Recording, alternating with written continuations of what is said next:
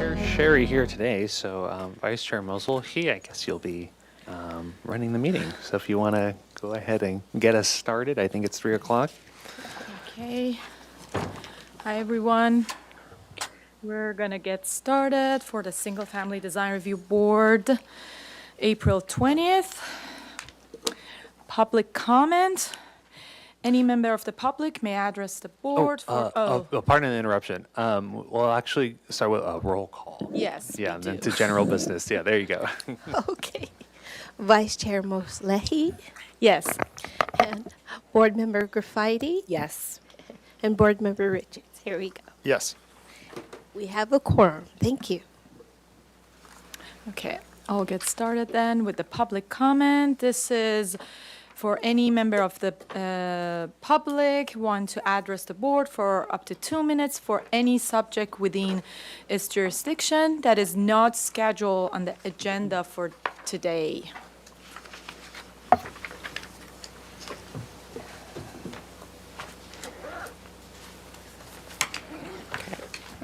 Okay. If anyone has any general public comment for items not on the agenda, we do have speaker slips at the side of the room next to the door, the outer door. I have no submitted public correspondence, and apparently we do not have any speaker slips right now and no raised hands on Zoom. Thank you. Okay, with that, we'll move on to the approval of the minutes of the Single Family Design Board meeting of April 6th. Can we get a quick look at that?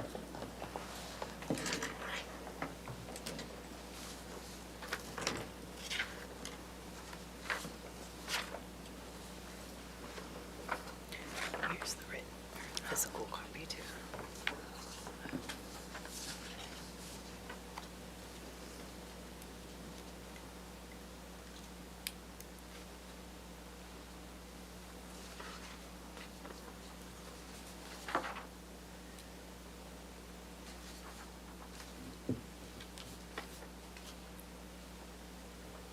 Please scroll down and just pause for a second. So that was the only item. I have no comments if other board members have comments.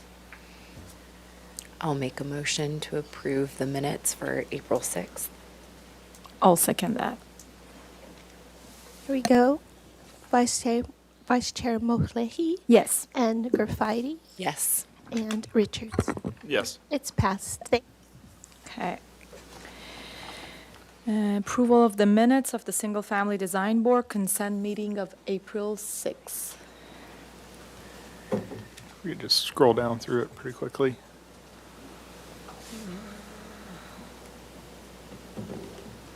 Keep going. And looks good to me. So I'll motion to approve the minutes from the consent hearing from April 6th. I'll second that. Okay, here we go. Vice Chair Moselhe Yes. and Board Member Richards Yes. and Board Member Graffiti. Yes. And motion passes. Thank you. Okay, ratification of the action taken on the consent calendar of April 20th. Sure. At consent today, we heard 4 projects. This is on the SFDB full board agenda. Item 1 at 3796 Brenner was granted project design approval and final approval with conditions. Item 2 at 3022 Paseo del Refugio was granted project design approval and final approval with conditions. Item 3 at 638 Sutton Avenue was continued to the May 4th consent hearing date. And the 4th item, 216 La Vista Grande, was also continued to the May 4th consent hearing date. Okay, with that, I'll make a motion to ratify the action taken on the consent calendar of April 20th. I'll second. Vice Chair Moselhe Yes. and Board Member Graffiti Yes. and Board Member Richards. Yes. And motion passes. Thank you. Okay. Any announcements, requests by applicants? Yeah, I actually have two announcements to make. The project that was submitted for 45 Las Alturas, no appeal was submitted for that item, so we won't be seeing it again. Um, And my second announcement is for the single-family streamlining ordinance. City Council voted unanimously to move the ordinance update forward with adoption. So it will be going into effect on May 28th. Staff is looking to set up a training session the week of May 18th, pending availability of board members and city staff. I believe I already sent an email on that, so I'll just follow up with that, please. And in the interim, the board still must make the same findings until the 28th. So that is all for staff comments. Thank you. Okay. Then with that, we're going to move on to our first item. 926 East Ortega Street, proposal for a new 2,421 square foot two-story home and demolition of the existing residence. Project will abate enforcement case 2024-00563. New trash enclosure, patios, fencing, gates, landscaping, and trees are also proposed. Project also seeks to permit as-built site improvements, including a perimeter wood fence, outdoor kitchen, relocated fireplace, and driveway gate. Proposal to remove 4 cypress trees and banana plant, 6 olive trees, 2 citrus trees, and 4 king palms are proposed, along with shrubs and grass. The total proposed 2,421 square feet on a 5,035 square foot lot is 99% of the maximum guideline floor area ratio. The ADU is not under purview of the board and will be submitted under a separate permit. The project qualifies for an exemption from further environmental review under Section 15302 of the California Environmental Quality Act. Project design approval is requested today. Neighborhood preservation findings are required.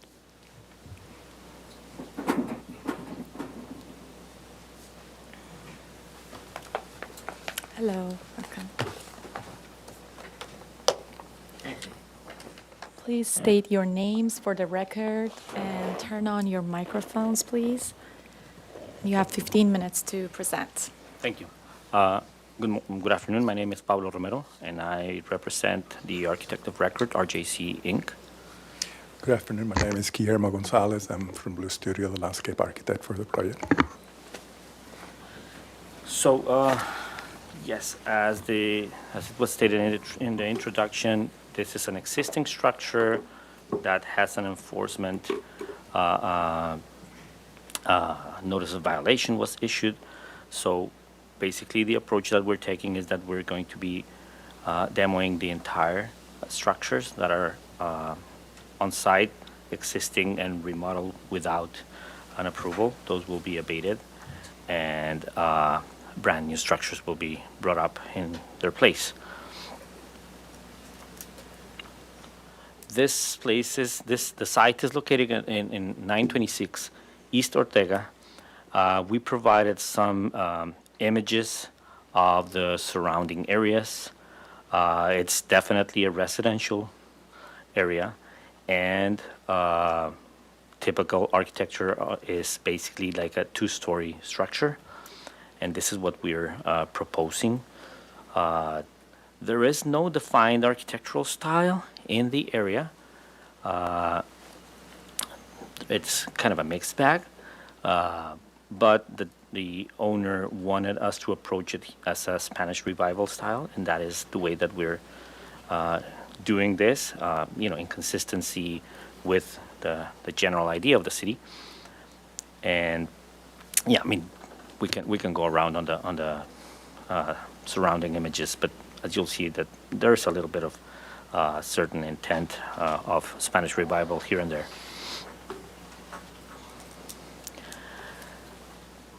This next sheet is the existing conditions. As described, it wasn't described, but it was a 1-story structure that the owner started, initially trying to bring it up, and then eventually went crazy. So it's a 1-story small structure, and those are the existing conditions. It's pretty much stopped construction. They had done some work up on the back structure, the ADU, which is not being reviewed today, but, just for the sake of showing it, this is that structure. It's a converted garage, pretty much. There are some additional structures on the back of the on the back patio. I do want to put an emphasis to the existing fireplace. It is within the setbacks, so but the owner actually built it with his own hands, and he's proud of it. So we're planning on relocating that specific structure outside of the setbacks, and we're finding a proper location within our new design. The rest of the existing structures will be demolished, and new structures with slightly different dimensions will be built in their place.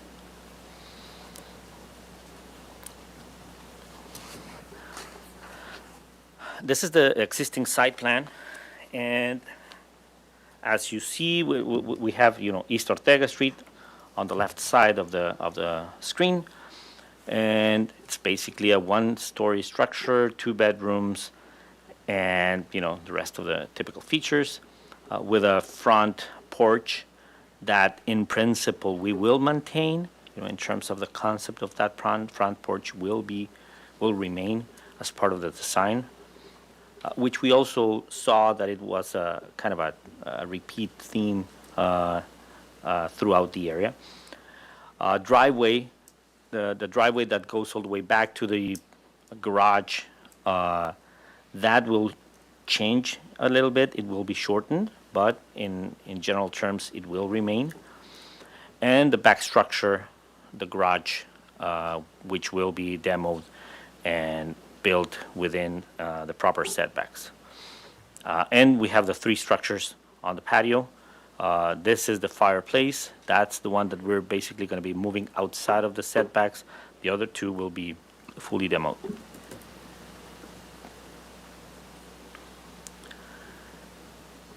This is our proposed site / floor plan. And you'll see that our approach, again, is to maintain that apron, that driveway, so that all remains. Of course, because we're turning the back structure into an ADU, we will cut the driveway, so it will be cut at basically along the edge of the main structure. We are applying for a few waivers. We will be applying for a few waivers because of, tandem parking and some other conditions that are stated on our title sheet. Beyond that, we keep a first floor with, the typical social functional spaces, and one of the bedrooms is on the lower level, and we maintain the porch along the front. I won't talk too much about the planting. Guillermo will take over that eventually. We do separate, and that's all I'm going to say about this. We do have a significant separation beyond the 20 feet that's required between the main structure and the proposed ADU, which will be growing a little bit.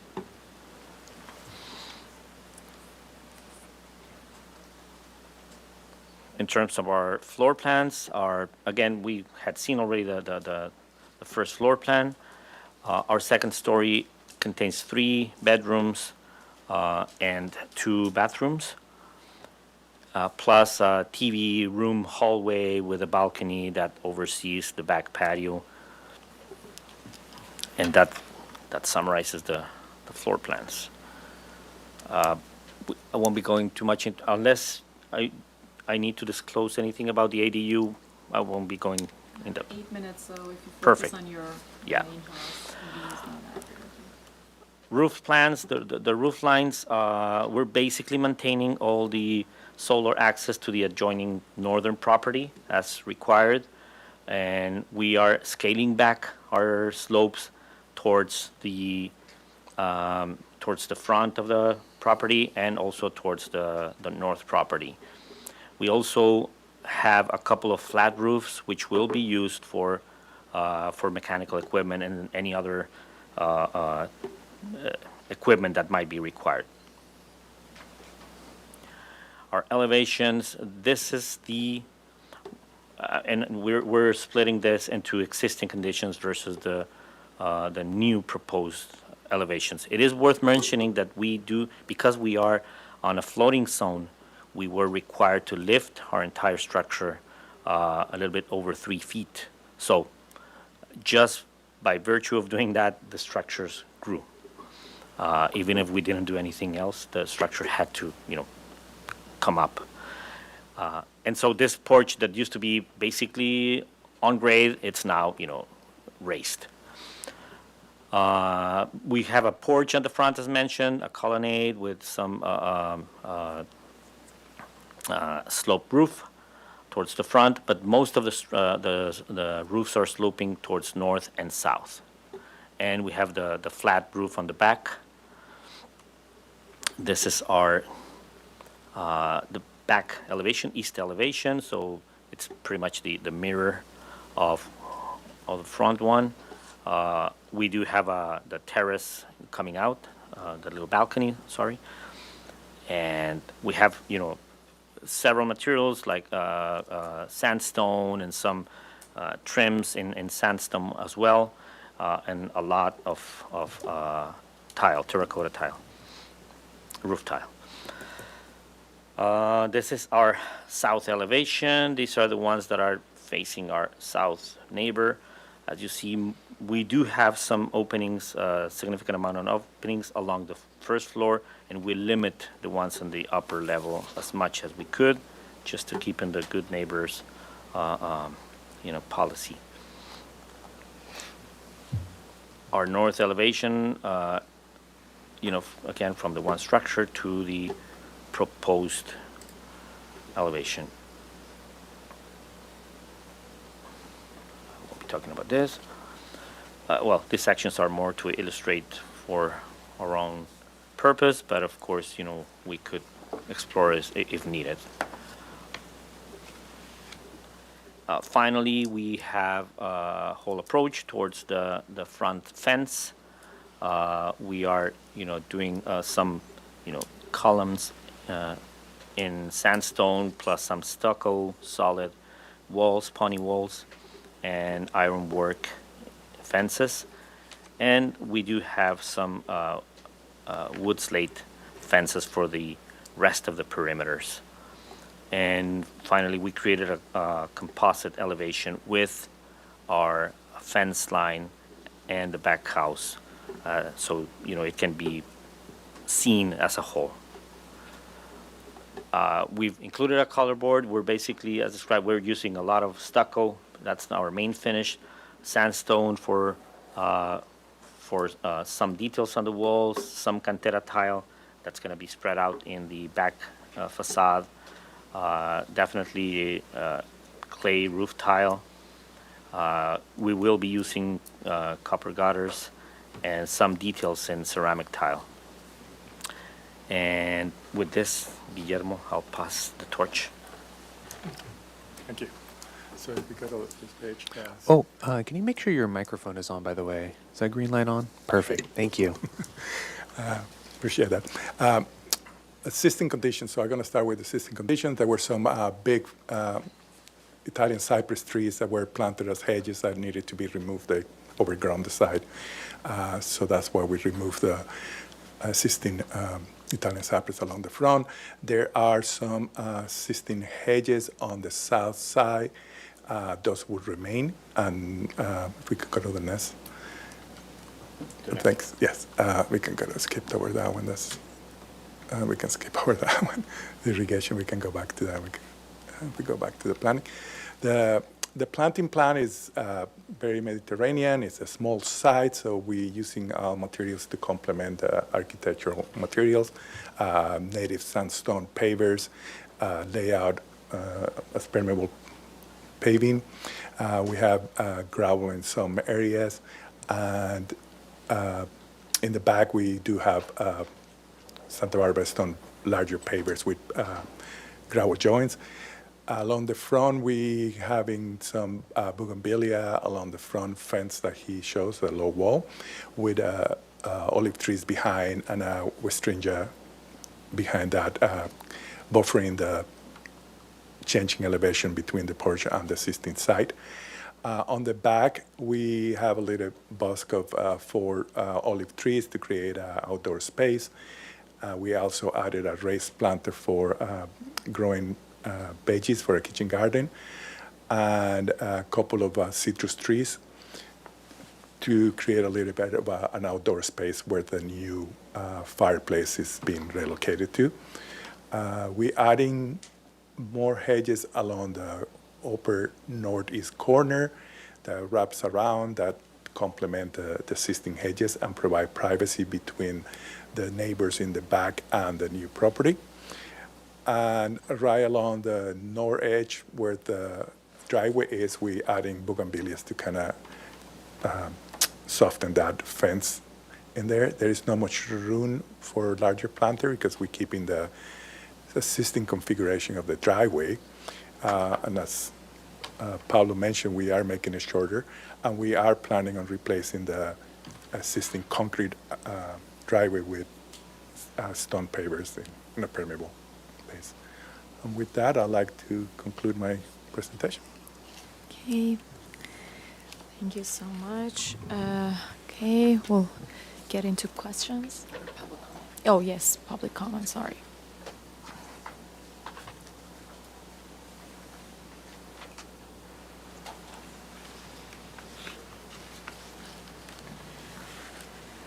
Okay.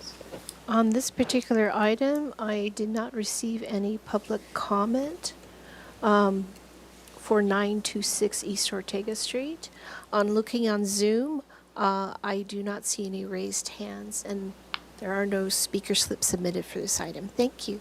Okay, thank you. With that, comments? Or questions? Questions? Want me to jump in? Okay, could you, it was hard to see in the presentation, could you confirm the height to the top of the ridge line? I know you mentioned that the finished floor starts 3 feet higher Yes. than the grade.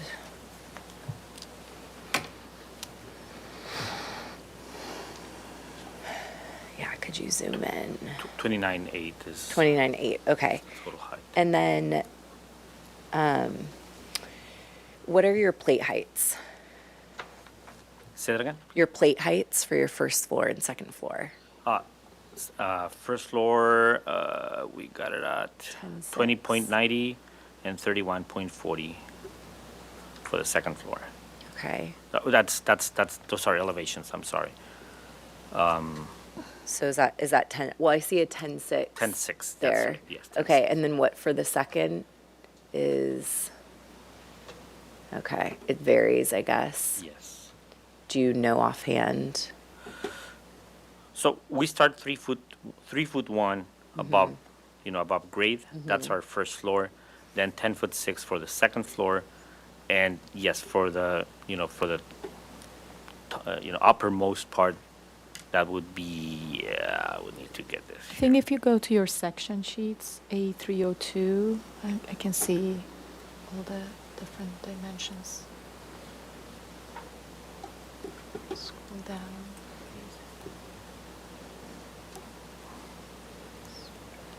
I think we got the same dimension 13. We need to make Next the sheet, addition. next sheet, I can see on your section 04.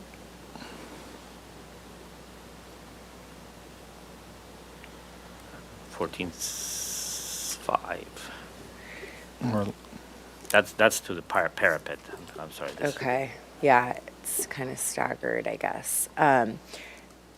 What's driving the ridge line, the second ridge line being higher?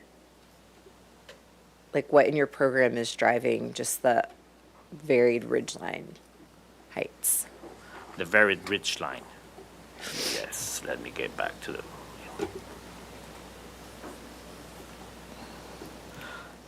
Or I guess my questions are just around Height. height, yeah. Yes. Yes. So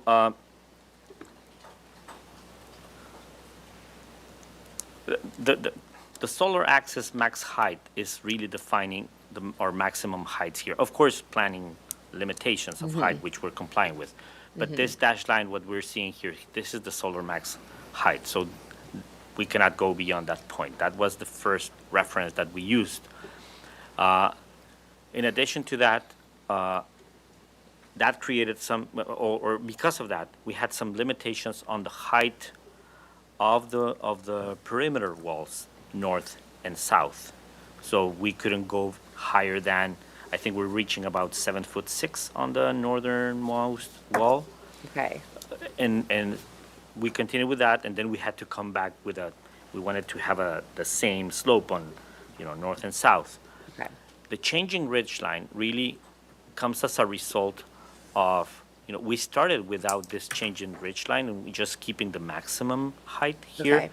But it looked very uneven. It looked like off in terms of the symmetry. We got a very symmetric structure on the first floor. And then, so in order to accomplish that or continue with that symmetry on the second floor, we created this protruding volume, which is only like a couple of feet. This body is protruding just a couple of feet from the one behind it, okay, in order to create that sense of symmetry for the facade to work a little bit better. okay. There's a house 2 doors down, I'm trying to get the address, that has kind of this, I can show you a photo. Do you have any idea what did you do any neighborhood study? I think you had photos, but just out of curiosity, 'cause there definitely are a lot of second-story homes in the neighborhood. I'm curious if you know any of the heights, the ridge lines of any of the nearby. We didn't specifically study the heights. Okay, Yes, we did not. that's fine. That's all my questions. Okay. Board Member Richards? Yeah, sure. I've got a couple, I guess. While we're talking about ridges and pitches, is there a reason that we're getting 2 different roof pitches going on in the house? We've got like a 6.5 to 12, and then at the lower balcony, we've got a 5 and 12. Is there a reason there's a change in that? Yes, the lower one, we wanted, we didn't want it to go that high and start intruding into the, into the window sills above visually. And since they are really separated, other than the fact that we have the sign of 5 to 12 versus 6.5 to 12, it's really not easy to visually, and in 3D it's going to be hard to really recognize that it's got a different pitch. So that's why we lowered slightly the one at the bottom floor. But beyond this is the only change on the roof lines along that first floor line. Okay. And then, and maybe looking at the side elevation will help explain this. That stone portion at the stair tower, the reason that it's dropped down from the pitch of the rest of the second floor? Is it Oh, the reason why we're making this lower, recess? lower than, where the stone and the Oh. roof is, why it's in a different plane than the roof for the main house?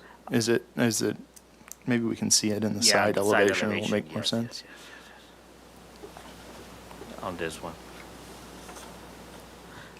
Well, because it's the stair, we got a really, the run of the stair is allowing us to drop this a little bit more.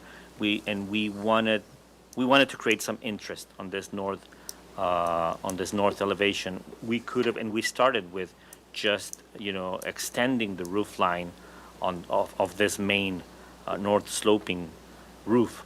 But, we thought it might create a little bit more interest in dropping this slightly and creating this, while we are bringing all this stone treatment as well into that body.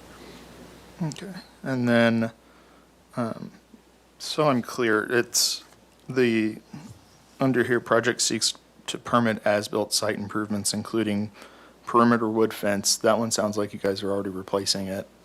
It was already replaced. The- At it's this already- point, it's already installed Okay, We're as properly- it's drawn. as it's drawn. And then it's also included in that is the outdoor kitchen, but that's being demolished and rebuilt. The outdoor kitchen is being demolished and again, the only thing that we are maintaining of the site features. Is the fireplace that's getting moved. Okay, I just wanted to clarify, because Yes. we've also got driveway gates on here, and, so I just want to make sure those aren't existing to remain, those are going to be new. Those will be, yes. Okay. So The parapet, the 3 foot tall parapet that you have, what mechanical equipment do you anticipate needing to put up there? Definitely mini-split type of, condensing units for mini-split HVAC. Client wants to install HVAC, so at a minimum, we will have, we don't know at this moment, we still haven't gone into, CDs, but at a minimum, we will have one condensing unit up there. And the reason for putting it on the roof rather than somewhere on the site? The site, as you saw, we are eating a lot of the site. We didn't want to, eat more of it or keep the sound, that close to the ground. Okay. Can you kind of go over the exterior materials? I saw, is the tile on the rear elevation door, or is that, I'm just trying to understand, because you had it listed in your, Yes. so that, So this is where we're having that detail. So we'll have some cantera. I forgot the name for. This is stone. This is flat stone, and then here's the decorative tile? decorative tile. That's right. Okay. And is that plaster wall run in plane with Around the this, stone wall? around all of this is yes, it's stucco. Yes. And it runs in plane with the stone wainscot or water table? We haven't gone into the detail of this.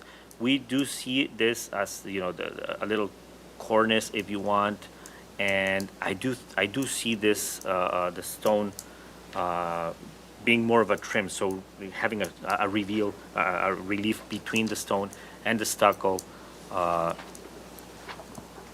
I haven't gone in detail into how that's going to play out with the tile. Okay.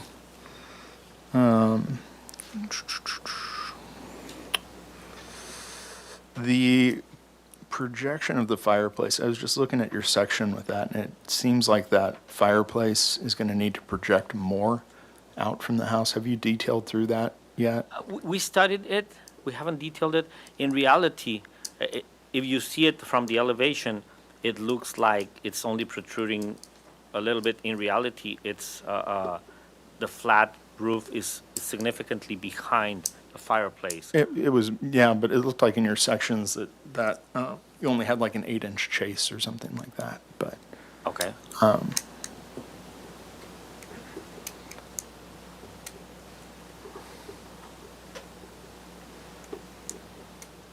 So that probably will need to project out a little bit further into the setback.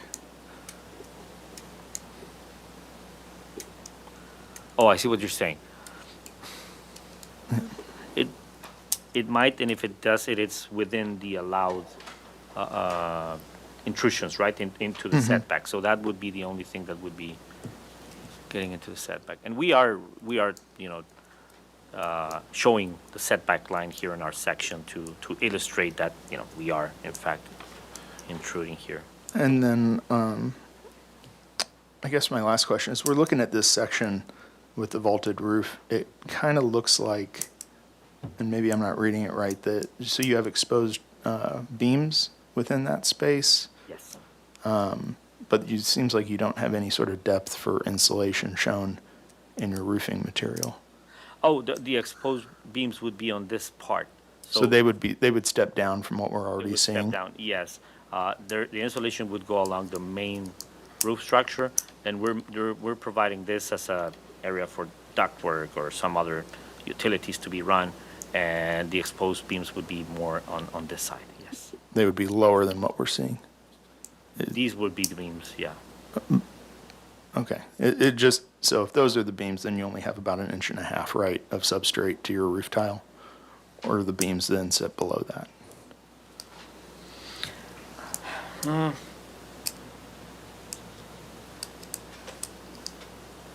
guess the idea that we had, and of course this is conceptual still, we haven't fully developed it, but we will need to further detail this and understand what you're saying. In reality,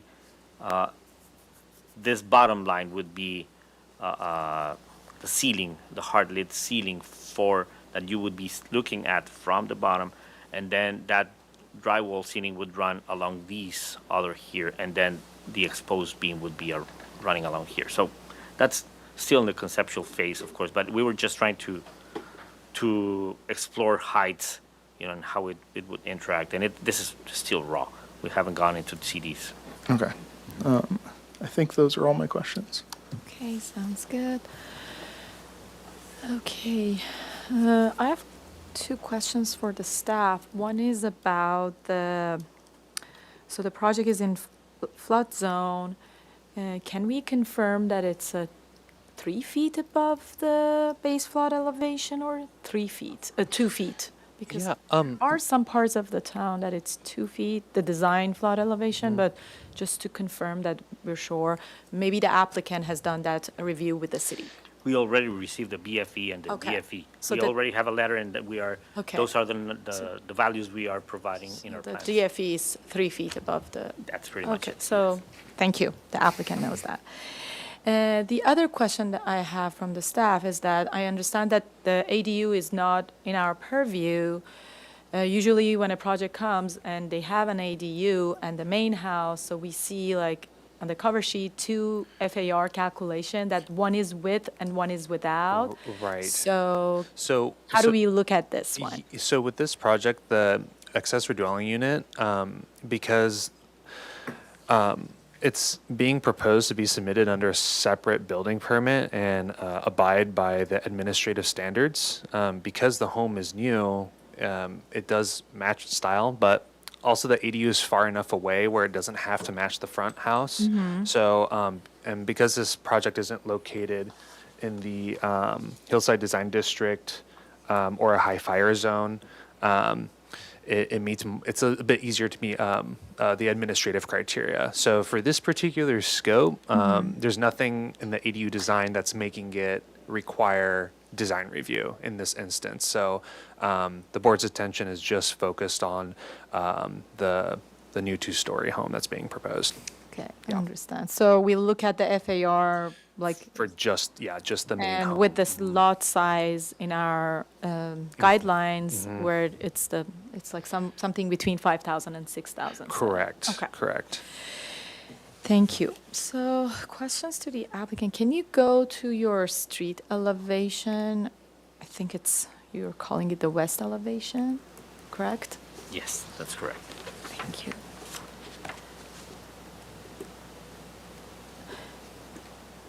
Can we go to the one that has the driveway, the gate in Oh, the sure. front as well?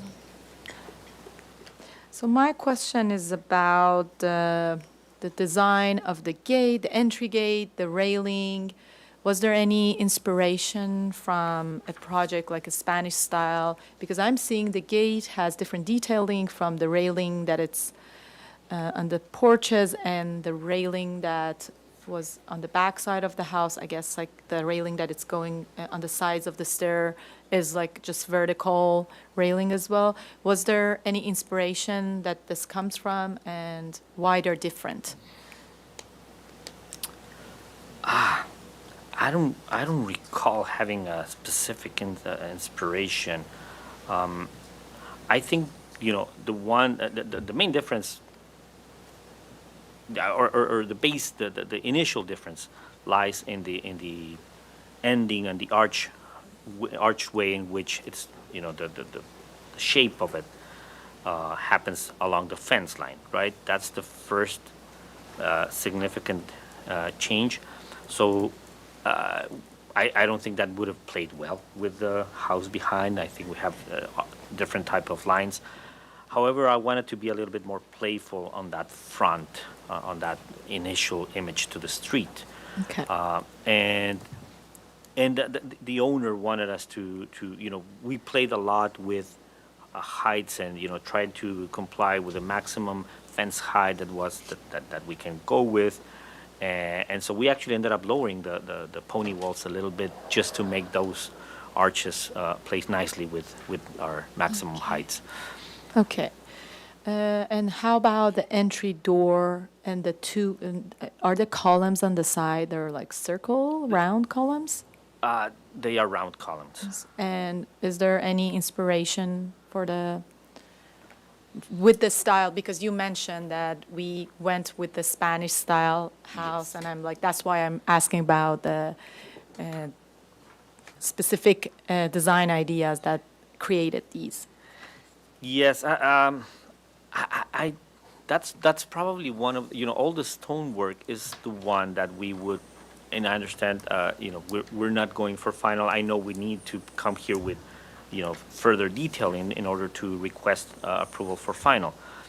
And I know that that's the part that we need to now start working on, all the trims and all the little reliefs and all this eaves, how are they going to be treated?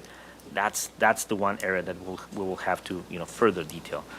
Our columns, I guess we wanted them to be, we didn't want them to be too sophisticated. The client wanted something more simple. I think the base of the column is seen more like the whole pony wall that's receiving them.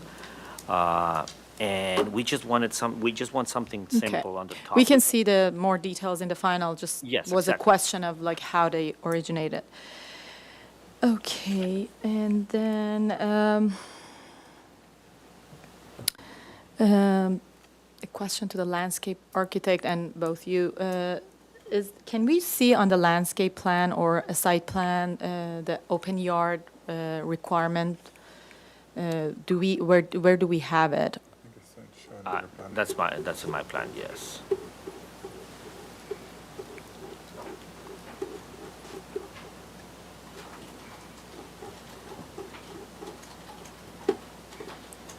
This blue dash line plus this second, those two bodies, and we have a table Okay. that describes it That's here. okay. And the tile that you had on your material palette, is that happening only, not the decorative tile, the other one, which was like a beige color? Is that only happening in the east elevation, just to frame out? Right now, that's the only the only place that place that we're it's happening. intending on using it, yes. Okay, that was, and the clay tile, is it a two-piece mission tile? Yes. Okay. Okay, these are all my questions. Let's get to comments. Do you want me to start? Yes, sure. Okay. I think there's a lot of really great elements to the project. I think it'd be a huge improvement to what's there. I think the landscape plan is really beautiful, and I'd be supportive of, I think, the tree mitigation plan, which might have already kind of happened with the cypress. I think it sounds like some of the architectural details are still being worked out, and my recommendation to the applicant would just be study, make sure those are all kind of a cohesive style. The two things I'm struggling a little bit with are just the height. I understand the constraint with having to start 3 feet higher. Our guidelines are typically 30 feet max, and you're right under that, and our recommended max are 25 feet. So my concern is just, as I just on my computer, I've been looking at street view, and there are definitely our second story homes, and that's helpful to see.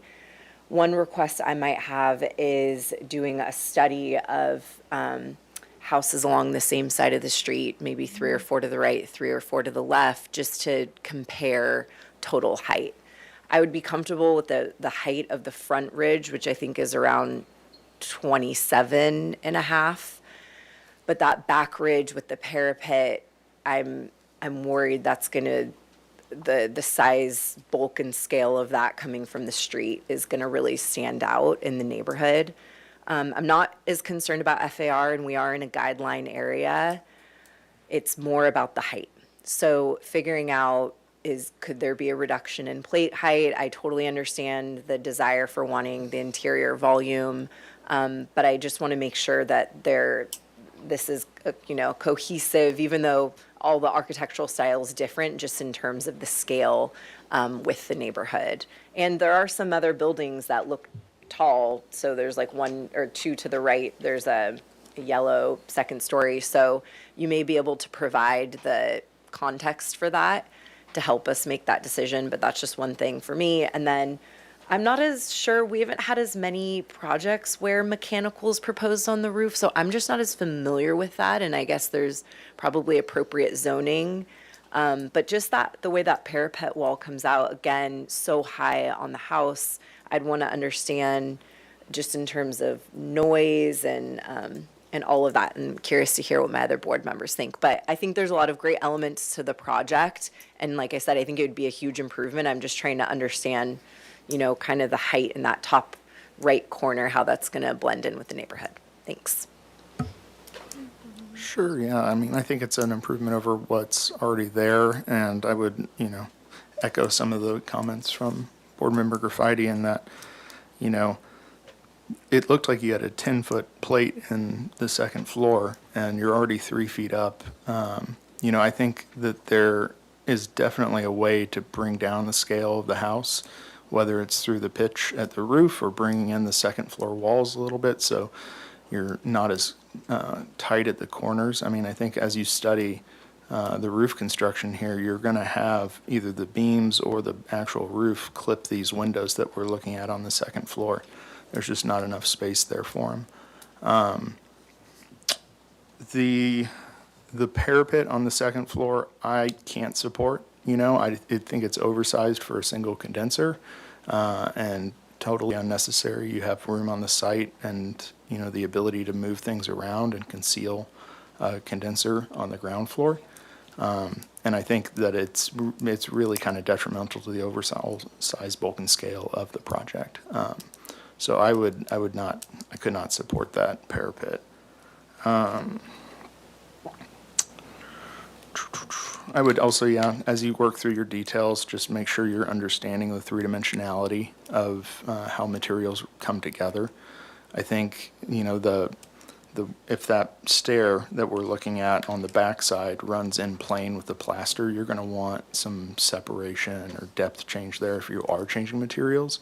If you're not, I could also see that being plaster and you just taking that water table around the entire house as a solution. So I'd encourage you to kind of study that, as well as, you know, provide some samples of what tile you're thinking for that back. I mean, I think you're making that such an element of the house that I think, you know, we really need to detail and see what that's going to look like.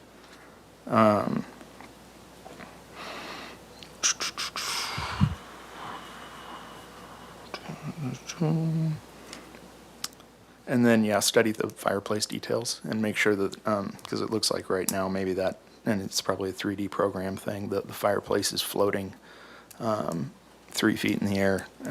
Just make sure we're detailing through that so we can see how it hits the ground. So. Thank you. I agree with a lot of comments that were made, and I think in general it's a very great improvement to the existing house and the existing condition that it's there now in a neighborhood. My most challenging issue is the height as well. I think with the scale, with the size of the lot, the width of the property line at the street, the proportion of the height is too tall. And if we saw on your sections that on the second level, the plate height from 9 is going to 10, and the 10 is where the bathroom and the bedroom happens.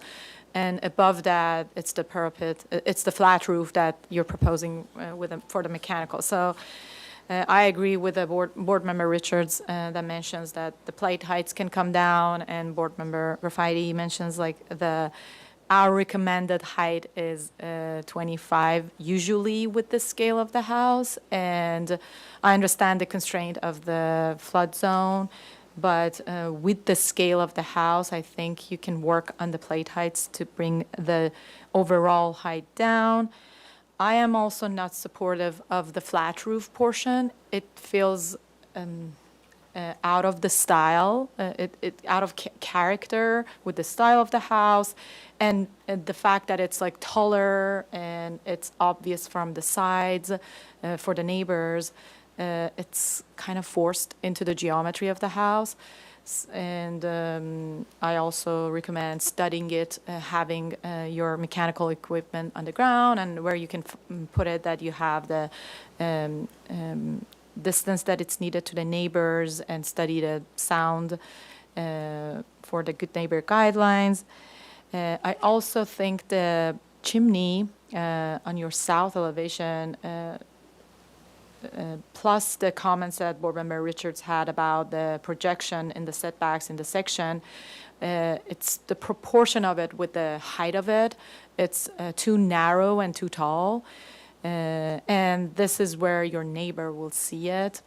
And I think once you study to bring the plate height down and that flat roof, the other roof can be lowered down, and that will resolve on its own if you do other things.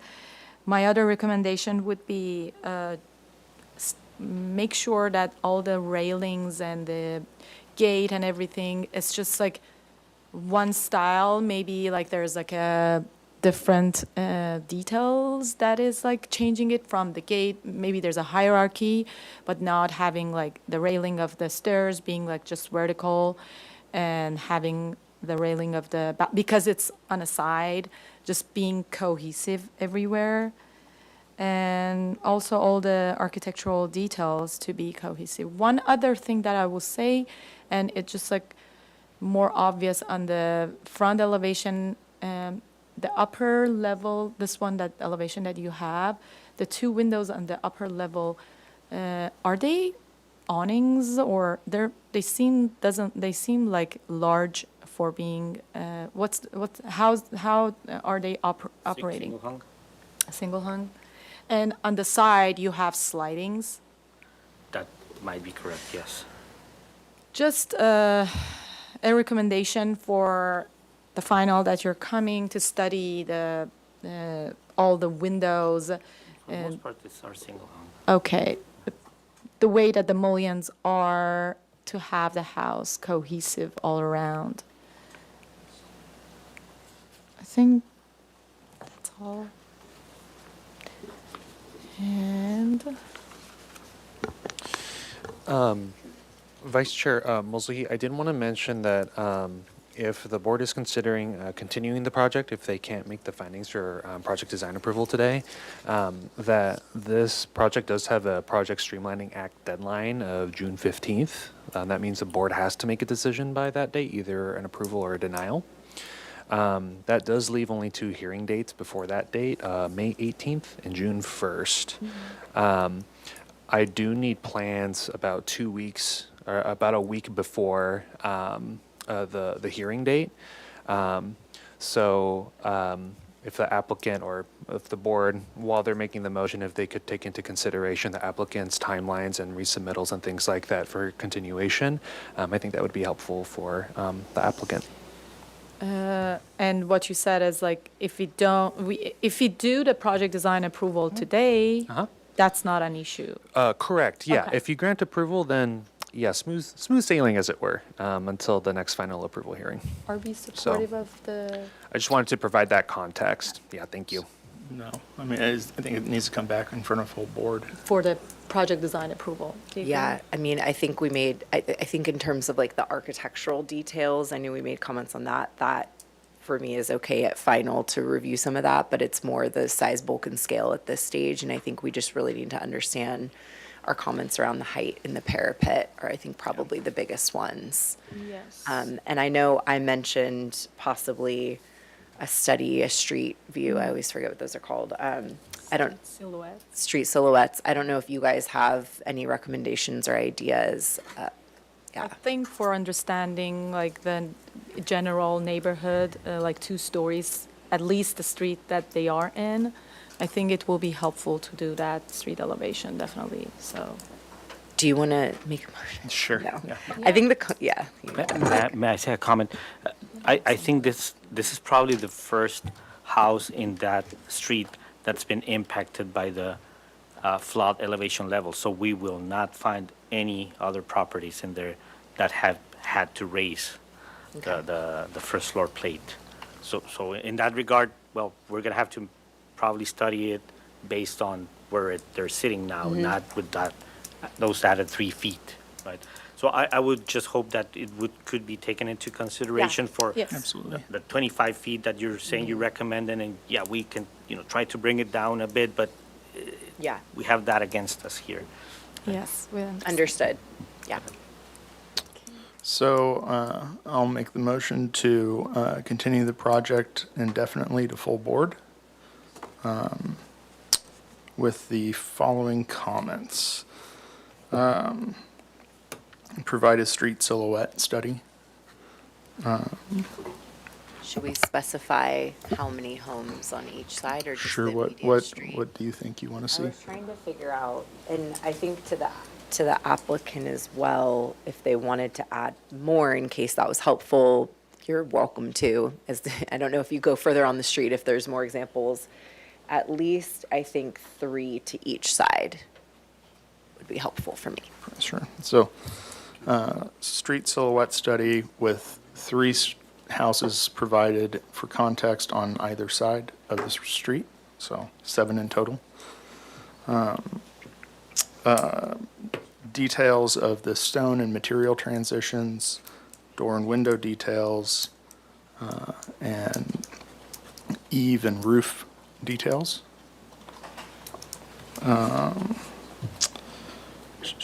Encourage the applicant to study the second floor plate height and overall size of the house and how to minimize that down. I think the board is in agreement that we want to see a different solution than a parapet to address the mechanical enclosure and encourage the applicant to study the site for alternate locations.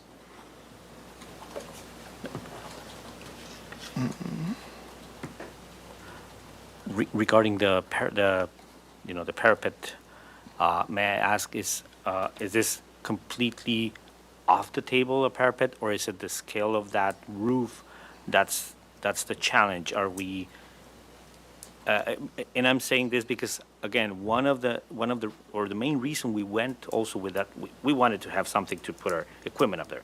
But the main reason we went with it is because and let me go to my,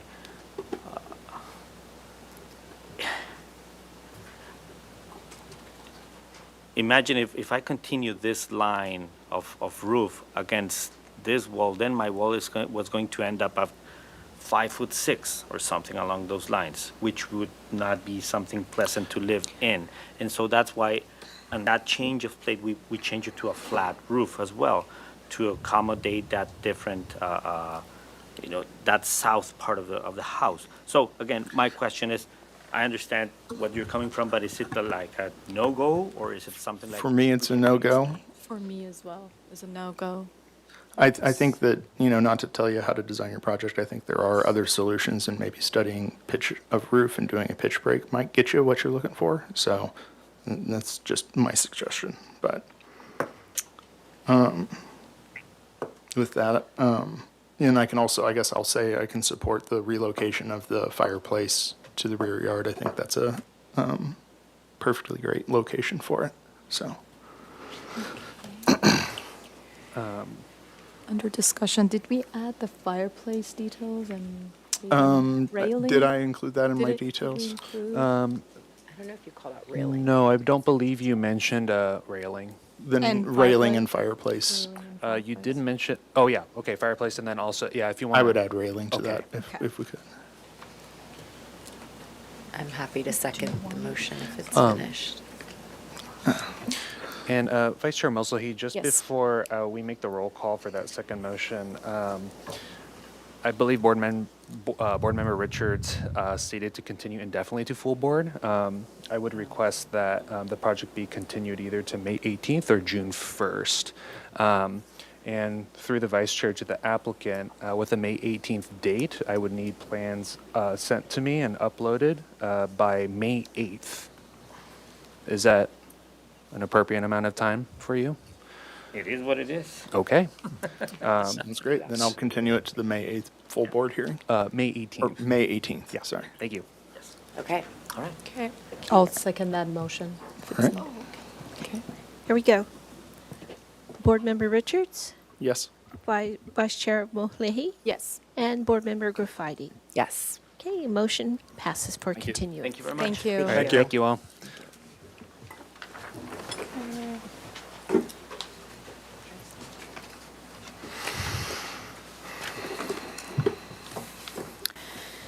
Okay, going to item 2, 3933 Stacy Lane. Proposal to permit as-built retaining walls and site work and remove 10 square feet of deck and setbacks. 2 zoning modification are requested to grant relief from height limitations for hedges to allow hedges to exceed the 8-foot maximum hedge height for 20-foot tall hedges in the southern and eastern setbacks. No work on the main residence is proposed. No final appealable decision will take place at this hearing. Staff hearing officer requests comments for project design supportability for 2 zoning modification. Neighborhood preservation findings will be required when the project is reviewed for project design approval. Hello, hi. And Vice Chair Mosley, staff did have some comments to make. Sure. Yeah, the applicant requested a site visit by the board, but staff did not schedule a public notice site visit since the scope of work did not require one. Usually we do scheduled site visits for projects that require a planning commission hearing for appeals or even for new homes, but this project didn't arise to that level of scope of work. So we didn't require one for this current scope. But we did encourage board members to do a solo site visit sometime before the hearing date. The board may request a formal site visit in order to make findings for continuance to the staff hearing officer if you want. I believe board member Sherry did do a drive-by site visit, and I have some notes from her that I can share when appropriate. And with that, I'll also hand it over to our case planner, Aaron Stolberg. Thank you and good afternoon. Aaron Stolberg, Assistant Planner. As was mentioned, the applicant is requesting 2 fence height modifications for the hedge walls along the southern and eastern lot lines. Each lot line requires its own modification, allowing you to comment on or support each hedge wall individually. The hedge walls are viewed as a type of fence and are subject to the same standards as fences. Hedges along the interior lot line can be up to 8 feet tall without any extra entitlements. Hedge walls between 8 and 14 feet tall will require a minor zoning exception, and any hedge wall that is to exceed 14 feet in height requires a modification. Staff are looking for comments on aesthetic appropriateness and supportability for the retaining wall and the hedge wall. Thank you. Thank you. With that, can you state your name for the record, and you have 15 minutes to present. Thank you. Vice Chair Mosley and members of the board, my name is Sarah Bronstad. I'm a land use planner at Brownstein Hyatt Farber Schreck. I'm here today to discuss 3933 Stacy Lane. As you can see, it is off North Lacumba Road between State and Fohill, and then it is north of and parallel to La Colina Road. Here is the track map for the subdivision. It was built in the late 90s, which was essentially an extension of an existing residential street, Stacy Lane, and is like a cul-de-sac, essentially. The project is on Lot 13, which is highlighted there. In this view, you can see the tract of homes is higher in elevation as compared to the surrounding areas. On the far right, you can see the original homes on Stacy Lane where the roof lines are lower. Hope Elementary School is on the left, which is also set down. There's a footpath that takes you from this neighborhood down to the school. It's down quite a slope. And then immediately south, you see we have this church parking lot. And you can see there's fences and walls, indicating there's a drop in elevation. Here is the site plan for the property. The existing house has 2 front yard setbacks. The front door is on the north side, and the garage is accessed from the east. So the private yard is there on the right, and we have a couple oak trees and olive trees. And then you can see the project includes a deck that was down these, but at this point, that doesn't require any design review. We're just here to talk about the hedging. Here you can see, you can actually see the hedges here along this southern property line and then up the east side. You can also see the existing trees that were shown on that site plan. We understand the neighbor to the south is unfortunately, does not like the hedges, filed a complaint with the city, and submitted the first 3 public comments in your public correspondence. And then we also have our neighbor on the east side who does support this project, and their correspondence is the 4th item. Here is a photo of the private yard with the as-built hedging along the southern property line. During the pandemic, this family of 5 was obviously spending more time at home. Well, I guess 6, family of 6 if you count Pablo there in the corner. But that was, they took it upon themselves to create a better outdoor space. They wanted more privacy, more usability. So we are seeking approval just to legalize what they've already done. There's no new work proposed. The topography of this yard steps down at the southeast corner. So you can see at that corner, the deck steps down to follow the grade. And at the top of the hedge stays level. That was kind of the design intent, just to have the continuity. The hedge wraps around to the eastern property line as well, adjacent to the other neighbor. Here you can see those oak trees and olive trees. And you can see how the hedge is sort of grown in to the foliage or just to the height of the tree. In 2022, the neighbor submitted a complaint to the city, but the property owner was not aware because the city didn't have the staffing at the time to send out an inspector or a notice until 2024, so that's part of the delay.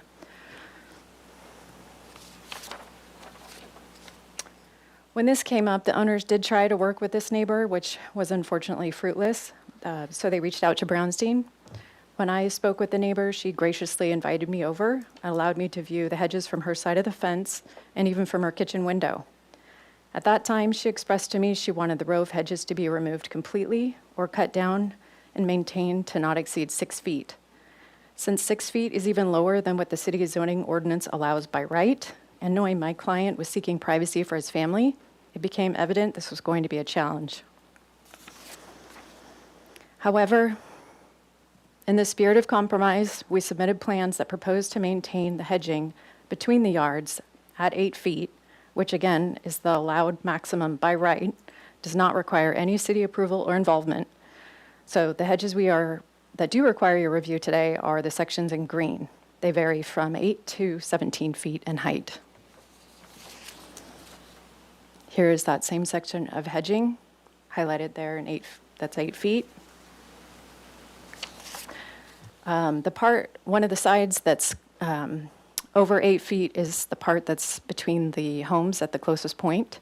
You can see that arrow there on the bottom right.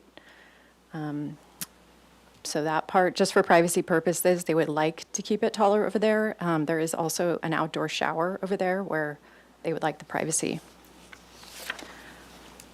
And here's that section of hedging sketched in here in green.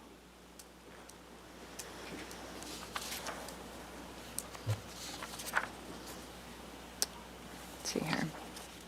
This photo was taken from a pole camera at the southeast corner. It allows you to see both yards. You could see the dining table there on the right.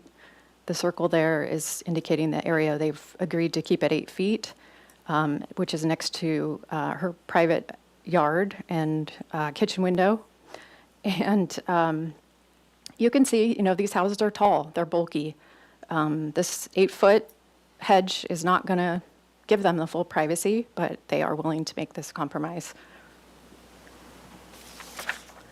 Here is that same camera, just looking down.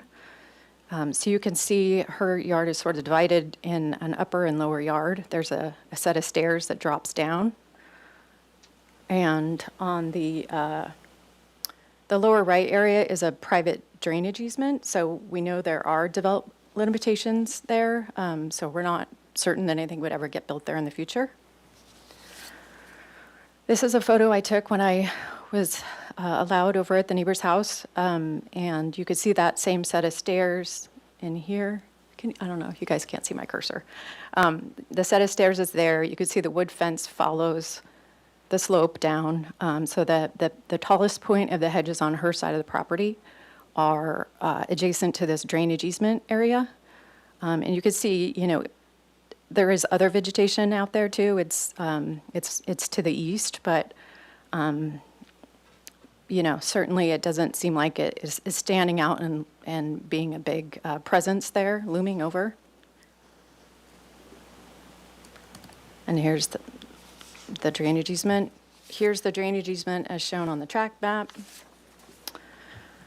And I saw you guys taking notes, but I'm making it easy for you by having this diagram. This is a section from our plans that shows the stairs there on the left. This is the tallest point of the hedge and wall on that side.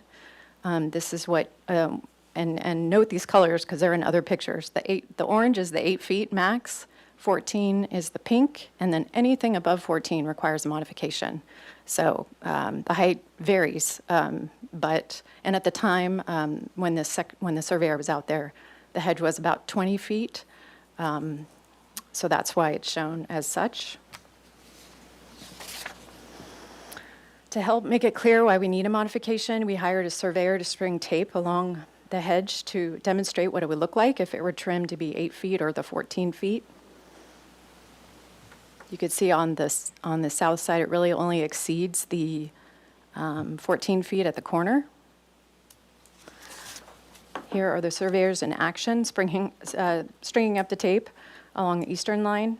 And you can see how low the hedge would have to be if it were at the 8 feet or 14 feet, and the modification allows it to be the blue clouded area.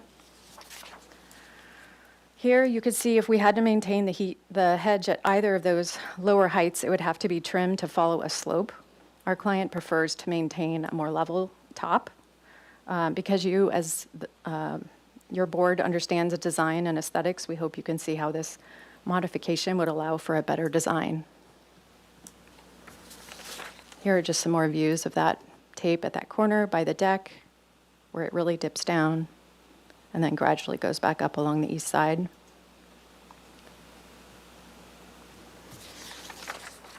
Back out on the street on Stacy, this is the hedge opposite, looking at from the neighbor's side at 3927 Stacy Lane.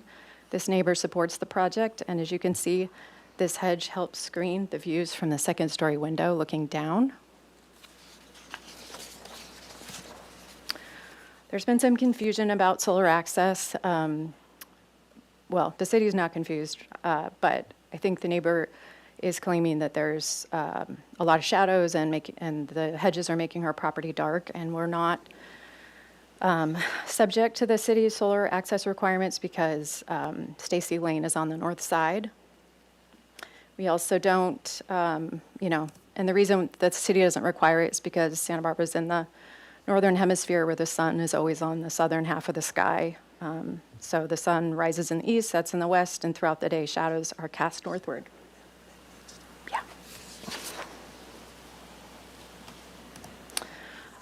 Yeah. So we are seeking this modification in order to, or for your review, for your consideration. You are supposed to consider whether the project is consistent with the purpose and intent of the residential zone.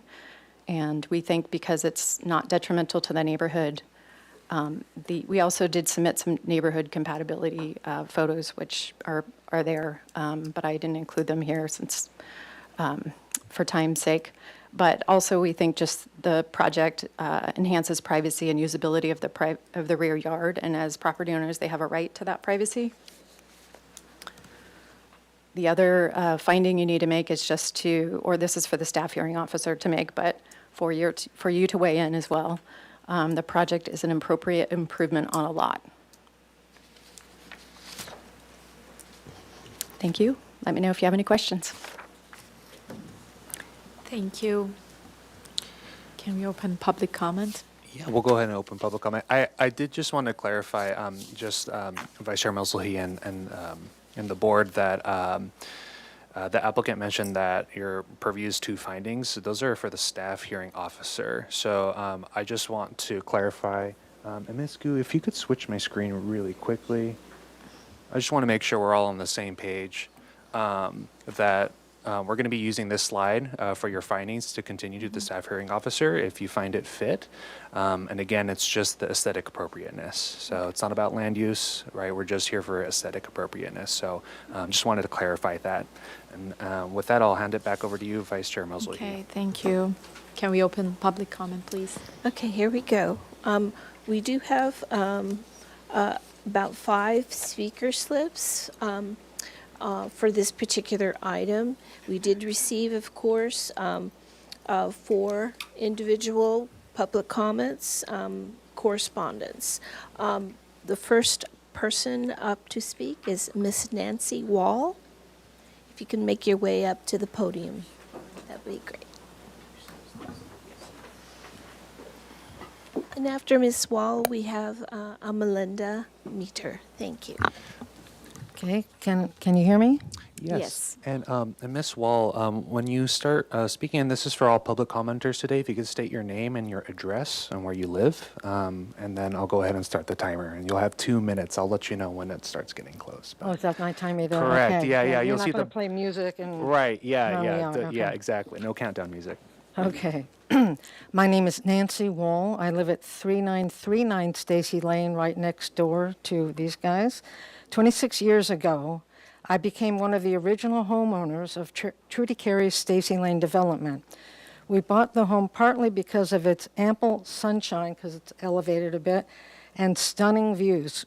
Trudy called our property Tre Vedute, meaning 3 views. To take advantage of that, we built 2 tile patios and arbors for entertaining. We planted 10 native fruit trees. We built a vegetable garden, a rose garden, and more. It was a big investment, but one we planned to enjoy throughout our retirement. Then in 2022, our next door neighbor planted a hedge along our entire common property line, right in the middle of our panoramic view of the Santa Ynez Mountains. It blocks our views of the hills, trees, rooftops, and chimneys. It prevents many of our trees and plants from getting the 6+ hours of sun they need every day to thrive, and it casts a depressing shadow over parts of our yard. The sun we get from the northeast and the northwest, and they're both vital to giving us, in some areas, a full 6+ hours. Virtually all the fences and hedges in our 13-home HOA are 6 foot tall. That's how it was built. When we saw the city code max is 8 feet, we thought, well, at least they can't go higher than that. But they did. Their hedge is now up to 20 feet. It is completely out of character for our neighborhood, and it causes, at least of those that are permitted homes, and it causes real harm to our own outdoor living enjoyment and investment. Twice, the city planning staff has said they would not support this modification. We ask that you also not support it and recommend that the staff hearing officer denied it as well. Bam, that's exactly good timing. Thank you. Thank you. Thank you. Okay, Miss Melinda Meter is up next, and after Miss Meter, we have Michael Porter. Thank you. I am the co-owner of 3939 Stacy Lane. My name is Melinda Metler, and I am the co-owner with my wife, Nancy. Our neighbor says his hedge needs to go up to 20 feet to have a uniform height. But from our side, his so-called uniform height translates to a steep, ugly drop-off with a glaring gap. It's a real eyesore. You can see the photo on page 1 of the cover letter that we sent. We've put on hold our plans for a lower garden area until the hedge is resolved. We hope that will be soon because it's been 3.5 years to get to this point. I also want to express my own disappointment that our neighbor did not bother to get city input or permits before planting his hedge that violates the city code. He did not bother to tell us he was going to put in a hedge that would vastly affect our views and sunlight. And he did not try very hard to work out a workable solution with us. Thank you. Michael Porter, and after Michael Porter, we have Eric Wallace. Michael Porter, I'm an architect in town, and I represent Nancy and Melinda. They've said some eloquent things about their project and their dislike of this application. The kindest thing that I can say about this application is it's disingenuous. Twice the staff has indicated to them that their supporting documents indicating that the neighborhood has similar exceptions to the height ordinances. Twice the staff has said these are not admissible. And they're not admissible because they're not in the city, there's no MZEs or modifications on any of these projects, and they don't meet the qualifications for existing nonconformity findings. That's all I need to say for this, but Aaron, if you want to fill in about your incomplete letters twice, I'd appreciate if you do that. Thanks. Okay, after Mr. Wallace, we have Ben Fallman, who will be our last final speaker. Thank you. So just so you know, Ben had to leave to pick up his kids, unfortunately, but Eric is here.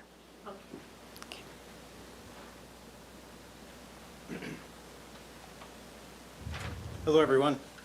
My name is Eric Wallace, and I live at 3933 Stacy Lane. My wife and I are proud owners of this property. We have 3 daughters and a dog. We lived in our house for over 12 years before we could afford to install these hedges and improvements to our yard. Prior to these improvements, we had little to no privacy outside of our home. The yard has become a sanctuary space for our family. We are able to spend so much more time together. The hedges create privacy to make this possible because our property sits up so much higher than our surrounding lots. We have tried to accommodate our southerly neighbor, but we also want our daughters to feel comfortable enough to spend time where they don't feel like they're in a fishbowl. Our goal in keeping the hedge height down to 8 feet on the southern side is solely to appease the neighbor. While she claims that the 8-foot hedge eclipses her view of the mountains, there are also 3 olive trees and 2 oak trees in my yard between her house and the mountains, so we are genuinely confused and we feel like we're being harassed. As property owners, my wife and I feel that we have the right to have at least a minimum 8-foot hedge along the southern side, not the 6 feet that she has demanded. What we have proposed is a compromise, but our neighbor doesn't seem to be willing to accept what the 8-foot zoning ordinance allows. Additionally, on our easterly side, my neighbor and I have worked closely together to create an effective privacy barrier for our 2 families to coexist where our houses do not look directly into each other. The existing hedge on the easterly side has significantly lowered both of our energy costs, and the proposed minor zoning exemption allows for an extension of this hedge height as the steep grade of my property along this particular border makes the 8-foot standard basic hedge basically at ground level to my yard. This has been a stressful and expensive ordeal for my family. Thank you for your time. I hope that you can support this project as it has been proposed. Thank you. Okay, and going to virtual public comment. On Zoom, I do not see any raised hands for this item, so I'll turn that back over to you, Vice Chair Mosley. Thank you. Does staff have more comments? Yeah, I would just like to clarify 2 quick things. One, I would just like to restate that private views are not protected. They can be taken into consideration, but they're not protected by the zoning code. And in addition, as far Staff support for these modifications is for the staff hearing officer hearing. Again, today we're here just to gauge aesthetic appropriateness. And I believe that is it for me for now, but feel free to ask questions. Okay, thank you so much. Any board members, questions? Yeah, sir, could we go to the site plan? I would just want to understand where that concrete wall is and where that is in relation to the wood fence and then I guess, yeah, if we can start there.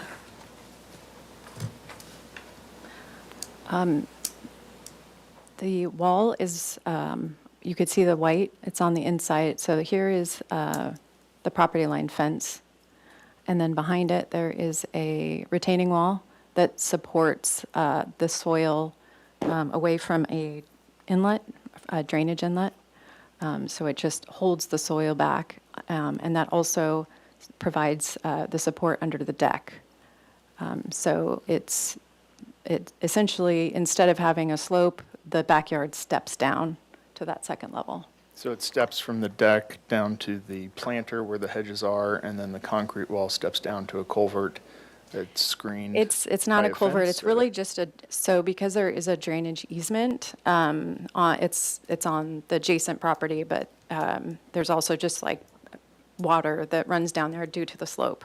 So before they put in the wall, the soil was actually perpetually blocking the drain. So part of the motivation for the wall was to hold the soil back so that the drain would stay unclogged at all times. And then so essentially it's the lawn, the deck, and then shortly below the deck is the retaining wall with the hedges right here next to it for the screening purposes. So, and then if we go back to, do I have the site plan here? Here we go. The deck, you can see these little gray triangles. This is where we have to shave it off to just avoid the need for another mod, which would be a setback mod.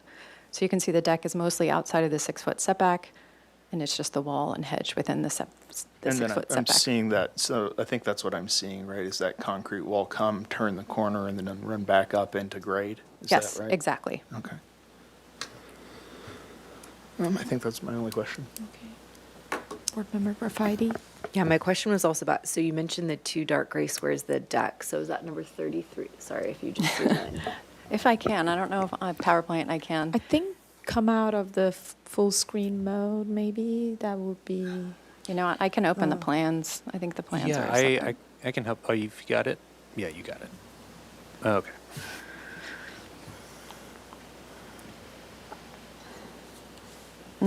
I don't know if that's it either. Do you have the plans in here? Oh, Yeah, through the vice chair to the applicant. If you make that web page that whole thing full screen, it should, yeah, you should be able to navigate through all the plans. But yeah, that's the. okay, I can just,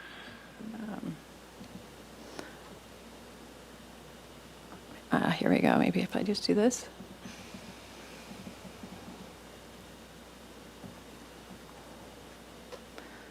So the deck is completely out of the setback with the exception of, now you can see my cursor. Good. And that represents the 10 square feet. Yes, this plus a little sliver here. So they opted, instead of applying for a second modification, they're happy just to shave off the deck. Okay, yeah.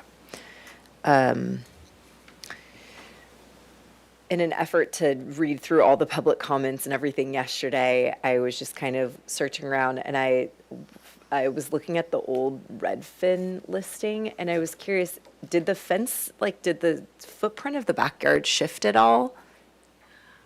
So the slope was behind the fence, down. Okay. So it was well within it was like cut the yard Got in it. half, essentially. Okay, so there was essentially a fence cutting through the property line that got removed and then They stepped it down and then at that corner. the yard was stepped down. Okay, I was just very confused trying to orient myself with the site. And just confirming, because I think it was a little confusing with the public comment, but the request is still for the hedges to exceed or to hedge height to hit 20 feet tall and it's the corner area. Can you pull up the map again? Or is it essentially just to maintain the height that it's currently at, which is 20 feet? I know in some areas it's 8, some in the corner it's higher. Right, exactly. And, you know, it's a living thing, so it is regularly trimmed. And at the time that the surveyor went out there and took those sections, which I showed, the hedge was about 20 feet at the corner. Okay. But in the photos, it's really about 17. And, you know, the property owner's fine with that. I think more than anything, they just want the level top. Got it. And it's hard to do that with a minor zoning exception at 14 in order to get the flat top and have it be enough screening. A modification is required. And so it doesn't have to be 20 feet. It could be 17 feet. The client's perfectly comfortable with that. Our plans represented 20 because that's what it was at the time. But Got it. going forward, we're open if you all think that needs to be. But the neighbor on the east side really likes it tall.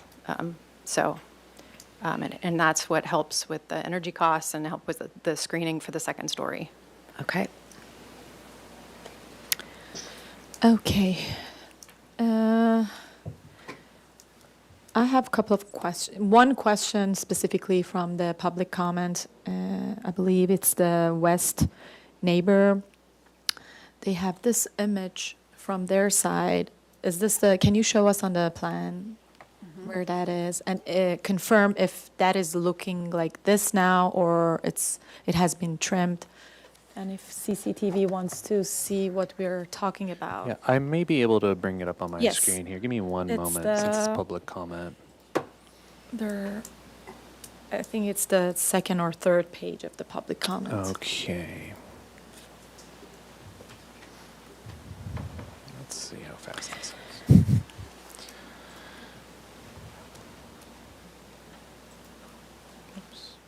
Once Sebastian is bringing that up, how tall is the green circle now?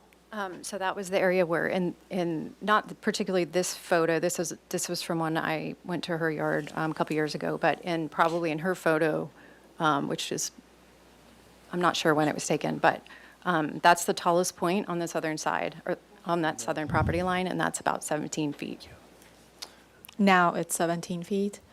And, okay, Yeah. can we zoom in? Yes, was it this? Yes, the sheet? exactly. And is the condition now currently the same that it's, can we scroll down to the Yeah, second image? second photo? Yes, Okay, yes, there you this go. one.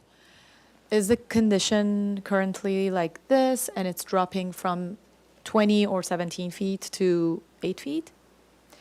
So the fence is 6 feet, Okay. or a little less than, and then the retaining wall is behind it, and then the hedges are planted just above the wall. So if we had to trim the hedge down to 8 feet, it would just be about 2 feet over the fence. Okay, so we still have the stepping of the hedges here. Yes, so on the, if you're standing, so this is taken from the lower yard. If you're standing up, see here's the fence, the upper yard, which maybe this is a better angle. So the tallest point of the hedge is at this corner. Oh shoot, you're not seeing my screen. I'll go We ahead are and switch. seeing- Okay, yes.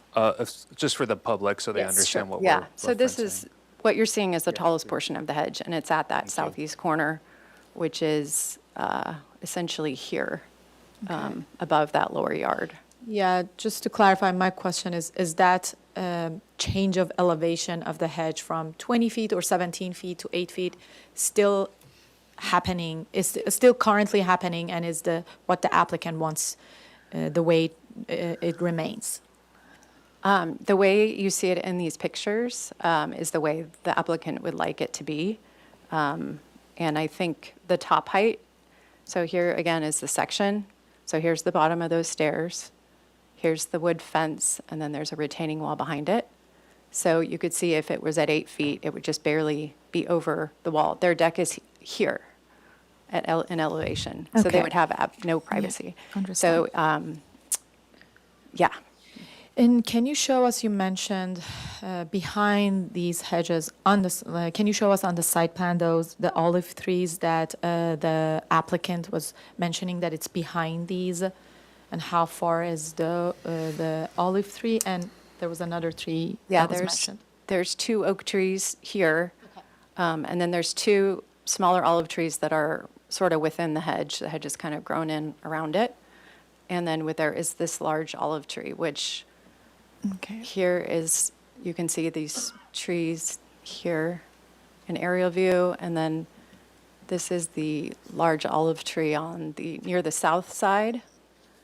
And then here, this is Yes. an older photo. These trees are bigger now, but here's those 2 olives that's within there, and then there's 2 oaks right here, which.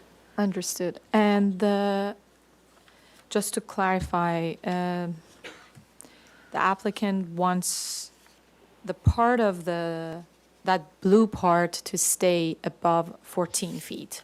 No, the No? blue part is what they've compromised and said we will maintain that portion at 8 feet. Okay, so the rest is above that. So Okay, it's essentially, the reverse. areas around where it would not have the potential to block views, that is where, the only places where it exceeds 8 feet, and it varies. So anything over 14 requires a modification. Yes. And like I said, in the photos, it's 17 feet, and that is acceptable if the staff hearing officer puts a condition, it can only be 17 and not 20. Our client is open to that, but we want your design opinion. Okay, thank you. Comments, board members? Sure, yeah. I feel like this corner is just exacerbated by the fact that there is so many steps in grade. And to me, yeah, if you're trying to maintain 8 feet from the low side and having a 2-inch, 2-foot hedge there, you're kind of almost not even providing enough fall protection from that deck, in my opinion. So personally, I could support, matching that hedge at that 8-foot height from where the 2 lots are sharing a coplanar grade, and carrying that around. And I defer to the other board members on what their thoughts are too. Ooh, I read through all the public comments. I really wish I could have gone to a site visit, and if we were to review this again, I would make sure we could find a time, because I think it's so important. But I don't know. We'll see where we'll see where everyone stands. It was really helpful for you to tie the tape to denote different heights. I wish that the neighbors could work together. You live next door. I really do understand both sides. Part of me, though, as I think about the applicant and the way the yard was initially designed, it wasn't designed to be in one plane or have a slight slope down. And so you chose to, extend your yard in that way, but then wanted to have higher hedges to account for that. And I think, even though I completely understand aesthetically from the interior of your yard why it's nice to maintain an even height, but also, looking at the neighbors and the maintenance and the height that comes with it, and again, 20 feet compared to 8 feet, that's 2.5 times what normally, our guideline says to be. So I'm more inclined for some sort of compromise where, well, there's a couple options. One is have it at an angle closer to a 14 feet where it's a bit more manageable, looks a little more even from the south side, but still provides, and it kind of follows the ridge of that fence line down, and then you can decide on the south side how you want to treat that in terms of the height. Another option would be fill it in the corner with, maybe you have to remove more of the deck or figure it out, but fill in the corner with more of a bushier screen. Maybe it isn't a hedge continuing around the property in one flat line. At any point, the applicant can plant a tree at any height, and that's not protected. So I also think that we have to be realistic with that reality. But I would really like to see some sort of compromise. I think this isn't a condition that's been here for decades and decades. And as the yard was designed in keeping with our code and our guidelines, I think it could have been maybe considered, and now it's designed and grown in. So I understand the applicant wants to keep it, but I don't know. I also empathize with the neighbor. So I'm curious to hear what Vice Chair Mosley thinks, but that's kind of what I'm wrestling with right now. Yeah. I'm struggling as well. From one side, when I look at the images that are from the applicant's side, I totally understand the aesthetic of continuous hedge that they want to have. But when I look at the neighbors to the west, that especially that's a existing condition that we have to accept, that the lower garden exists for them. And looking from the angle of the neighbor, that stepping down, that continuous hedge it doesn't have the same aesthetic from their side, so they don't see the aesthetic that the applicant is looking at, and it's going to bother them for years if that is something that we decide. And listening to board members' comments as well, I think, there are options that we can agree on that works for the both side, and it's the optimum decision that can be made. And I agree with Board Member Graffiti, like at any time, the applicant can have a tree somewhere closer, and that can be doing the same thing, but we're talking about the hedge, which is like a shared situation with the neighbors. And yes, And I was trying to look in our guidebook for, I don't know if we have more details on the max height of 8 feet, because we have privacy in our guidelines, which doesn't really cover, and I don't know, maybe this is feedback or food for thought as we're making our motion. We're just kind of going off of that number and what we find aesthetically appropriate. I know something that came up in public comment is also maintenance. Maintenance of a 20-foot high hedge on a property is different than if you plant a tree on the applicant's property.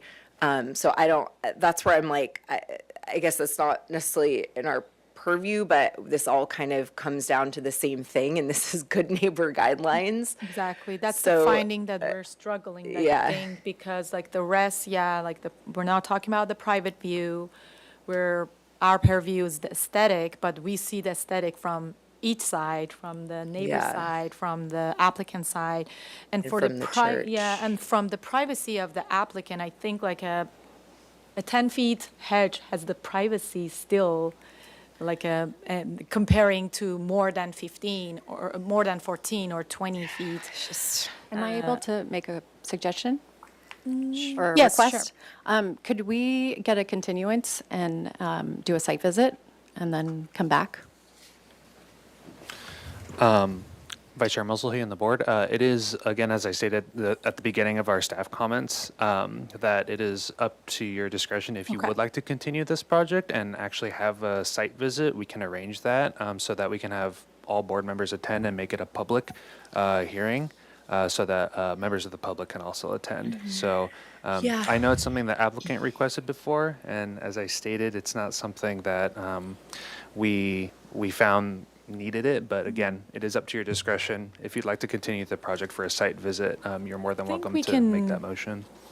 Continue the project. Pardon I my, think that makes sense because I think we're all thinking out loud right now. There's only 3 of us. It'd be great to have more board members included. And also, I don't want to just pick a random number from a photo of what we think it should be. Yes, And like, I think that's we why I might be was, able like, to looking give for clear optimum- guidance, and if there's Exactly. some sort of happy medium or alternative that we could come up with. But, okay, sorry, I Yes. just noticed you up Hi, there. if I may, Yes, sure. Vice Chair Mosley and the board, Ellen Kokenda, City Planner. I think it's not that we wouldn't recommend a site visit, it's just that we're very cautious of your time, and we didn't, generally hedge it. This is a hedge. It's not a major development project, and so that's also part of the consideration. So we're trying to see if we could get there. I totally think that we would be happy to schedule a site visit. We want to make sure that we have a quorum, so we need a minimum of 3. And I've been out on site, so I'm aware of it's really hard to show images and understand the context. So I do believe that that could be beneficial, and we could schedule that before this. That would be before the staff hearing officer, but we want to be conscious of like keeping this moving along. So if the board is willing and interested, we could have that. It would be a special hearing and open to the public.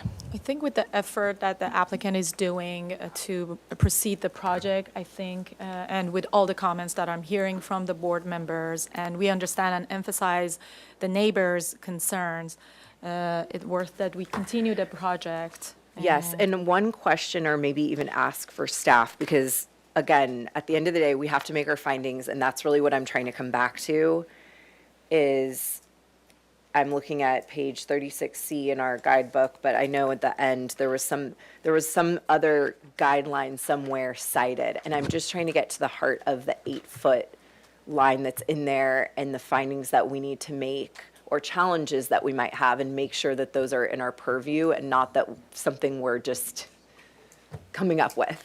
Right. So if I may just expand on, we have our single-family design board, single-family residence design guidelines. We have our zoning ordinance. Our zoning ordinance, as the applicant has mentioned, that, you know, allowed by right 8 feet, anything, and then we have that middle section of the minor zoning exception, and then we also have modifications, because there are some instances where all of these things are potentially appropriate, and you have to, you know, the decision maker has to make specific findings, just like you all have to make findings. So you're looking at this from an aesthetic perspective, and you're also thinking about the good neighbor guidelines and kind of applying that.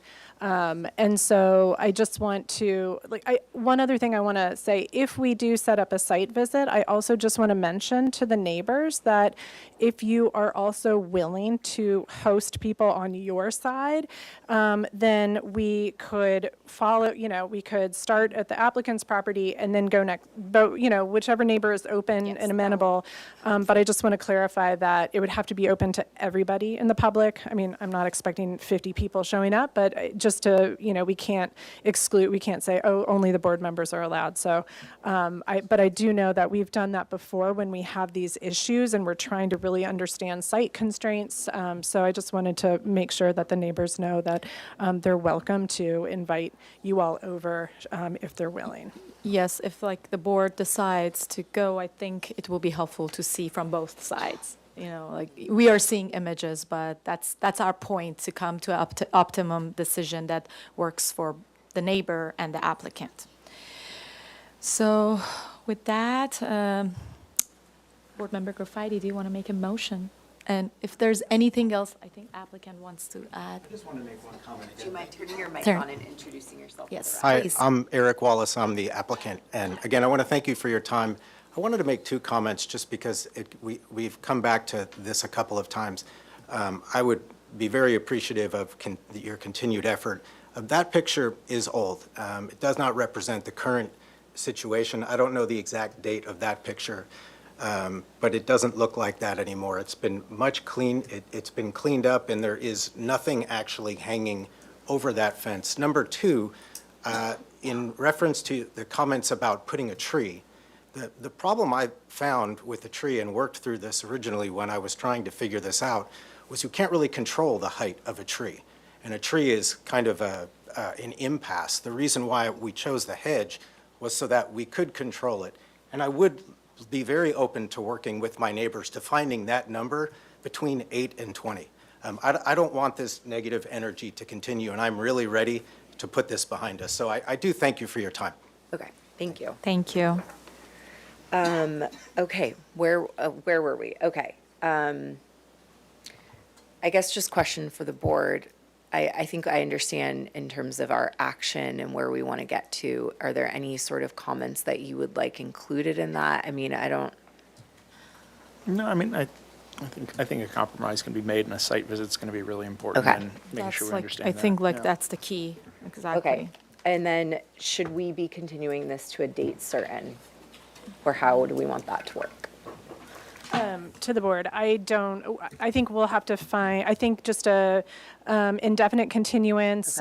We will work, I mean, I would like to, again, keep this moving on. I know that this has been out there in the ether for quite a while, and we'd like to keep the project moving along to the staff hearing officer. So, what I would expect is a site visit and then another time to come back to SFDB. So we just want to be conscious of the moving it along. So just a indefinite continuance, and knowing that we'll be working with your schedules and the applicants and neighbors if they're willing to coordinate. Okay, so I move to continue the project indefinitely with the following comments. The board would like to request a site visit of the applicant site at 3933 Stacy Lane, as well as the adjacent southerly neighbor at 3939 Stacy Lane. The board would like to better understand a possible height that could provide appropriate privacy to the applicant's site and an aesthetically positive solution, as well as to the neighbor site. I don't know if I wanted to say anything specific about, I know there's multiple modifications. I think maybe we can do that at the next one. But I don't know if I need to, I mean, the board is supportive of the 10, oh no, we don't even need to make a modification about the deck. So yeah, I think that's it. Thank you so much. Yep, thank you. Thank you. Okay, here we go. Do you want a second? Yeah, I'll second the motion. There we go. Okay. Board Member Graffiti, Yes. Vice Chair Mothlehi. Yes. And Board Member Richards. Yes. And motion passes for continuance. Thank you. Okay. All right, thank you. Thank you. Thanks, Aaron. Okay. Next item, item 3425 Chuparosa Drive, proposal for a 97 square foot second story addition and 326 square foot first story addition. The total proposed 3,340 square feet on an 8,763 square foot lot is 99% of the maximum required floor area ratio. Two new myrtle trees are proposed along with shrubs and artificial turfs. No trees are proposed for removal. No final appealable decision will take place at this hearing. Neighborhood preservation findings will be required when the project is reviewed for project design approval. With that, would you please state your name? Oh, staff. Yeah, I did have staff comments Okay. for this project. I just wanted to mention that, as you'll notice, that the FAR is at 99%, and it is a required floor area ratio. So I would just like the board to consider an FAR waiver for this project as needed. Thank you. Okay. With that, would you please state your name for the records and make sure that your microphones are on? You have Yes. 15 minutes to present. My name is Ben Krinsman with Outset Architecture. I'm Hunter McGrath with Outset Architecture. So what we have here is, as mentioned, is a relatively small addition and interior remodel to a house, whoops, what is going on there? To a home that was built in the 30s and added on in the 80s. What you see here is a conceptual front rendering from the street, trying to maintain as much of the form as possible. And I'll go through the project and the plans here. The existing home that you see from the street is sort of a mixture of stucco and vertical siding, horizontal siding. And really the key to this whole project is this, in this middle image, there's a hole essentially in the middle of the home. So the original home was added on with the garage and a second story in the 80s, and that hole is the area that we're adding a family room and adding some volume and adjusting the roof plan. Part of the exercise here was to keep as much of the existing structure and roof as possible. And the image on the right here, this is really the only front change that we're making, pushing that dining room out 4 feet. Right now, it's an 11-foot dining room. So we're adding 4 feet to make it a 15-foot space. Working around the side of the house, you can see it's the current condition, so we're just, giving it a refresh as we work all the way through. Some of the existing conditions around the neighborhood, San Roque. As we go through, let me know if you want me to slow down or stop on anything. The materials that we're looking at, Cape Cod look and feel, the shingle siding, asphalt roof, wood-clad windows, dark blue paint accents, and off-white. We've got the dark sky lighting and some stone for the chimney, and also the wainscoting at the front of the house. Some additional inspiration imagery as we go through. Some FAR calculations of the neighborhood, and then also you can see all the two-story houses in purple around, and our house is the one that's indicated in orange going through. Existing site plan, you can see the interior courtyard there, that is concrete, and so everything right now slopes towards that. So it's, gets kind of hot and wet in that area, doesn't drain properly. And then the top left, this is where we're pushing out 4 feet. So we're staying within the setbacks. There's the open space in the front yard. This is our 4-foot push. There's actually an entry covered porch right here where it's grayed in. And then you can see the courtyard is grayed in as well. The depth of the garage isn't changing, so we have the same 23-foot-6 clearance and no changes to the rear. So our stormwater water management exhibit. So we can see we're adding the 4 feet here, closing out the interior courtyard right there. Demo plan.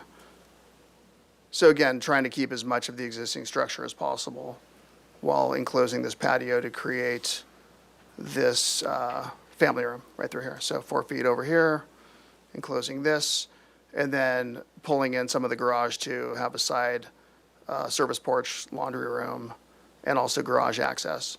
One thing to note, the garage currently, the stairs are located in this position that basically shorten the garage in that area to it's like 16 feet and change, which isn't even really usable for parking a garage. So the existing depth of the garage is 19.6, so we're actually expanding it so we can actually park 2 cars now.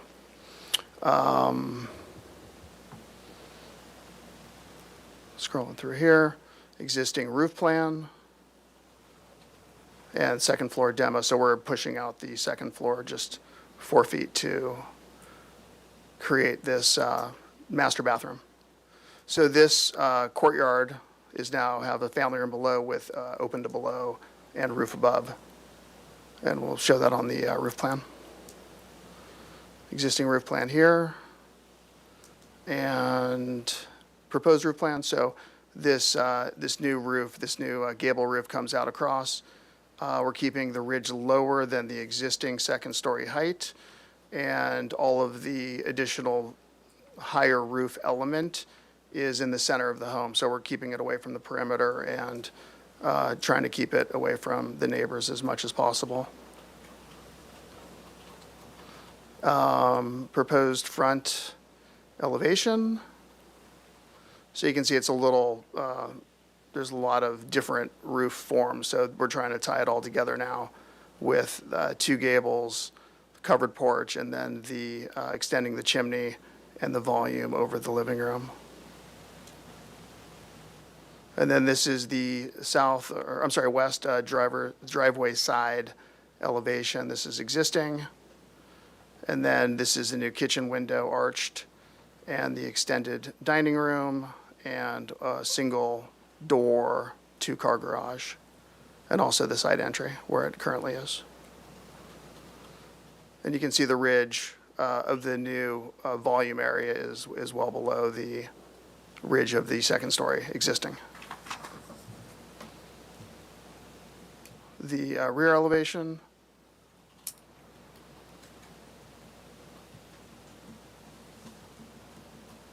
And the east elevation. This second story has got a really, I'll go back to the roof plan, it's got a really bizarre roof right now, so we cleaned that up quite a bit to have a double gable showing there. And then you can see the addition of the second story bathroom. We're just dragging that roof all the way through. Let me go back to the floor plan really quick.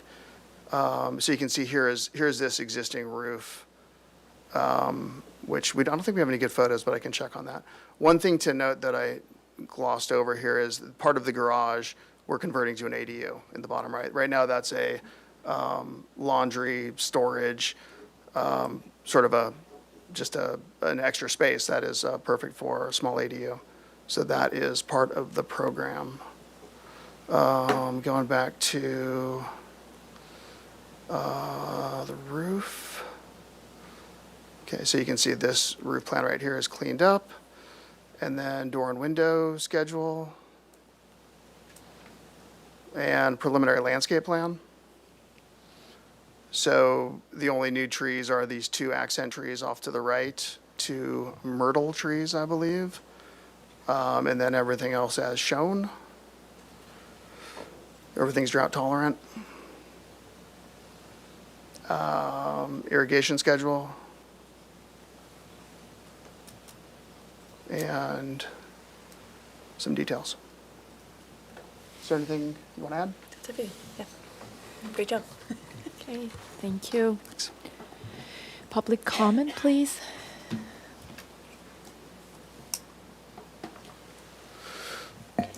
For this particular item, I did not receive any speaker slips to speak on it, and I did not receive any public correspondence. Upon checking Zoom, I do not see any raised hands for this item. Thank you. Okay. Okay, I'll start with quick questions from the staff first.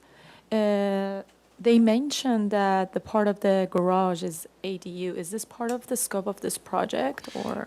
Yeah, I was just about to actually look at the letter. So right now the project has been deemed incomplete, and so it's in the review process. I was just about to double check, but from the scope that I wrote, I didn't see an accessory dwelling unit. So, but the scope that I only have for today is the one that's on the agenda. So it's just reviewing the 97 square foot second story addition and the 326 square foot first story addition. So the 99% FAR that we're seeing does not include that. It includes the total square footage. So I don't know. So yeah, I'll go ahead and double check. It does. We are including Yeah. it. Yes. All It right. seems like it does because the garage is part of the square footage, and Yes. the idea is converting. Okay. It is so- within the existing footprint. Okay. Okay. Thank you for the clarification. Okay. So can you show us on an elevation or a section, like an overall a height change from the maximum height that was on the existing house and now the proposed? I don't believe we have any sections, but the elevation Yeah, wherever that it would show shows. this is right here. So the roof, so from level one, well, actually here, it's 24.2 is the overall height to the existing ridge line. This new ridge that comes across is, at grade, is about 23 feet. So it's lower than like the maximum overall height of the? Yes. Okay. Okay, and can you go to your rear elevation, maybe proposed, and then I will have a question about an existing image. So there was an existing image of this chimney on the upper level, which the chimney seemed like floating, starts from the second level. Is that still the same condition to remain? Yes. Go back, yeah, Yeah, that it's- image. Yeah, it is. You can see to the right there, And this is gonna be the existing condition to remain? We haven't proposed any changes to Okay. that. Just wanted to clarify. Okay, and is there anywhere you're showing a railing design detail or something that I'm missing, or just showing on your elevation? It's to match the existing. Okay, to match the existing. Yeah, it's wood with, steel, it looks like, cable. Okay, thank you. I think for now, these are my questions. Board Member Graffiti? Okay, yeah, one of my questions was just about the ADU, so that's helpful. And then, in terms of the front chimney, that's not existing, correct? There is a chimney. It's a little bit lower, and so we are raising the height of that. Let me go to The the image shows it, I believe. Okay. as-built. The image is on the context photos. Oh, okay. All right, let me maybe show this, so you can see it's right on this area. Let me get to the front elevation. You can see it's right there. It's a little guy. Okay, And then there's that courtyard beyond, but let's see if on that image, that's helpful. oops. It's not much better than what you've just shown them. Yeah, there. Yeah, okay, yeah, Yeah, you can looking see at it on street view. on the aerial. okay. And then, given that you are, the 99% does include an ADU, actually, Yeah, Well. yeah, so, pardon the interruption, Vice Chair Mosley, if I could address the board. So I was looking at the last application incompleteness letter. From the zoning review, it didn't look like the ADU required design review. Right. We needed clarification on what kind of ADU was being proposed, whether it was a JADU, an efficient ADU, and things like that. The applicant does have the option at this point to include the ADU in the current scope of work if, for later building permit, submission. But that's kind of the conceptual part about that. We haven't received the updated plans clarifying whether or not the applicant wishes to include the ADU, but. it's more just for us to understand for FAR, if it's included or not. Yes, and I believe the applicant did clarify that the 3340 does include the garage, which would include in the future Right. ADU conversion. correct. So I think just for this scope and this review, that floor area that is planned to be in the future converted into an ADU is just included for the mass Balkan scale findings for this project for broad conceptual comments at this time. Okay. Board Member Richards, did you already ask questions? or I not haven't, yet? no. Oh, okay, jump to questions, and I'll jump to comments. Sorry, I have a dumb question for the staff. As far as the FAR study goes, there's not a multiplier if it's above, like, say, a 10-foot plate, because that living room space, right, that's a 2-story sort of volume. It's So, like 1.5. 1.5. yeah. So is there a multiplier that we have? Or No, is that- so because it's completely open from the top floor to the bottom floor, it's all captured as one, as Okay. one floor area for zoning calculations and Okay, things like that. thank Yeah. you.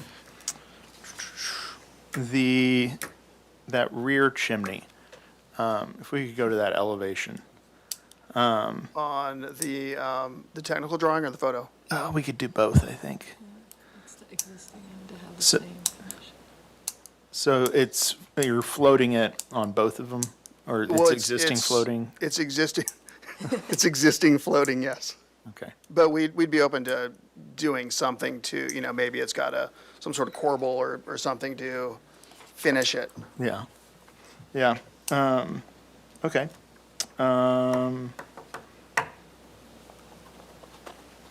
And then the rear decks, so it's just an extension of that existing deck? Exactly, it just Around the wraps the side. corner. Okay. I think those are my only questions. To jump to comments, or? Yeah, I think, let's jump to comments. I've asked my questions, yeah. Okay, I'm happy to jump in. So in terms of the size Vulcan scale and the FAR. Oh, yeah, your microphone? Yeah, thanks. Sorry about that. So I'm supportive. I mean, with or without the ADU, you're really just closing off and using this little bit of square footage that you already have. The reason I was actually asking the question about the FAR and if the ADU was included is I think the new materials in general are nice and will look good. There's something just I don't know if I can really put my finger on it. I think part of it's maybe the chimney being like front and center, and then the second story element kind of just small behind that. I don't know if it's the proportion of that middle element to the massing of the roof, or there's just something there that I'm wondering if you had to go even over a little bit in the FAR number, if there's something that could be resolved there. And I'm curious to hear from the other members of the board if you guys have ideas. But I'm generally in support of the material size, bulk, and scale. I'm just trying to figure out from the street view, all the other elevations I don't have as many issues with, or even the chimney in the back, but just from the public view in the front, I'm trying to figure out if there's something. I know you brought the second story in and some of the things that we tell you to do, and it's not super tall, but then I almost want it to be a bit more prominent, or something to be happening there. And then the chimney is kind of just this prominent thing going down the middle. I don't know. It sounds like it's an existing chimney, so I can understand, but I'm just wondering if, something could be studied there a little bit more from the street view. Looking at this elevation, yeah, I agree as well. The mass on the second level, having the smaller windows, and then the proportion of the chimney. Do you know how tall from the ridge of that mass is that chimney? Well, it should be 2 feet. It looks It like should it's be. a little bit higher. It seems like. But if I could respond Not really sure. quickly, I think if we just fur out that wall, and then you would just see the chimney mass above, and then we could make those windows stretch a little bit. Maybe because it'll add a little bit of verticality to Yeah. the shingle wall. Just So- to bring that up, yeah, I think Sure. you have the time to, finalize the design. I agree with the comment of like the proportion not being like, with the lower proportion, that seems very like tight. And I can see on maybe it's like a graphic issue on the north elevation that there's a part that it's a board and batten siding, or is that existing? Let's see here on the north. And if you go to your A3.11, is that, okay. Oh, so you're changing that. Yeah, that's just the one spot, excuse me, where there's the vertical board and bat, and then there's horizontal. Okay, so boards on the just back to of the clarify, house. the whole exterior material of the walls are the same? Yes, and then there's the stone Okay. base at the front of the house. Okay, and if you go to your next sheet, the west elevation, is that the only window that has the arched? And Yes. what's the intention of that, and like, So that's the kitchen sink. So that room will be vaulted, and then there's a nice big vaulting. It is the only window that is that is arched, and that's sort of the special window in the kitchen to let in all the extra light. so that roof is a new roof, and this window is Yes. a new roof? Okay, and how tall is the plate height there? The plate height is 8 feet. Okay, so that's an addition to make it vaulted, okay. Yes. And my last question is about the neighbors. If you go to a site plan, I want to see what's the existing hedges on the neighbor side, and if you can run us through So the there's the proposed plan, is there any change proposed? no changes to the side yards. This is the existing hedge on the west side. That is to remain, and the driveway is to remain as is. And then we don't have any proposed changes to the east property line as well. And those are like tall windows, tall trees, the part that it's between you and the neighbor, to the neighbor 3417, if you zoom in. I don't have a good photo of that, but Okay. it's just a Yeah, bunch of trees. very- Okay. You can see on this image here, there's a big, looks like a big oak. Okay. So we were on comments. Board Member Richards, did you Sure. make comments? Yes. I'll make comments. Yeah, I think it's a very charming project. And you've done a lot to reduce the overall mass bulk and scale of this with, you know, the wainscot and a lot of the little details everywhere. I would have you study, and I'm sure it's just a graphic thing, but on your elevations, it looks like some of the windows get trimmed out and other ones don't have a trim on them. So just make sure that we get that included in the project. And then I'd like to see, yeah, that rear chimney, maybe clad in stone if they've got kind of the budget for it, but I think taking it down to the ground, regardless, it'd be just great in helping ground the project a little bit more. And then, yeah, as you work through the details, just studying that, the elevation basically right above the garage door, that clapperboard that breaks up the shingles, it looks a little large, so maybe just studying the proportions of that.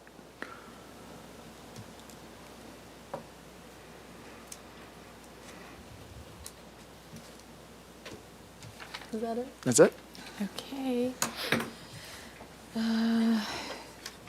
So they're here for concept review.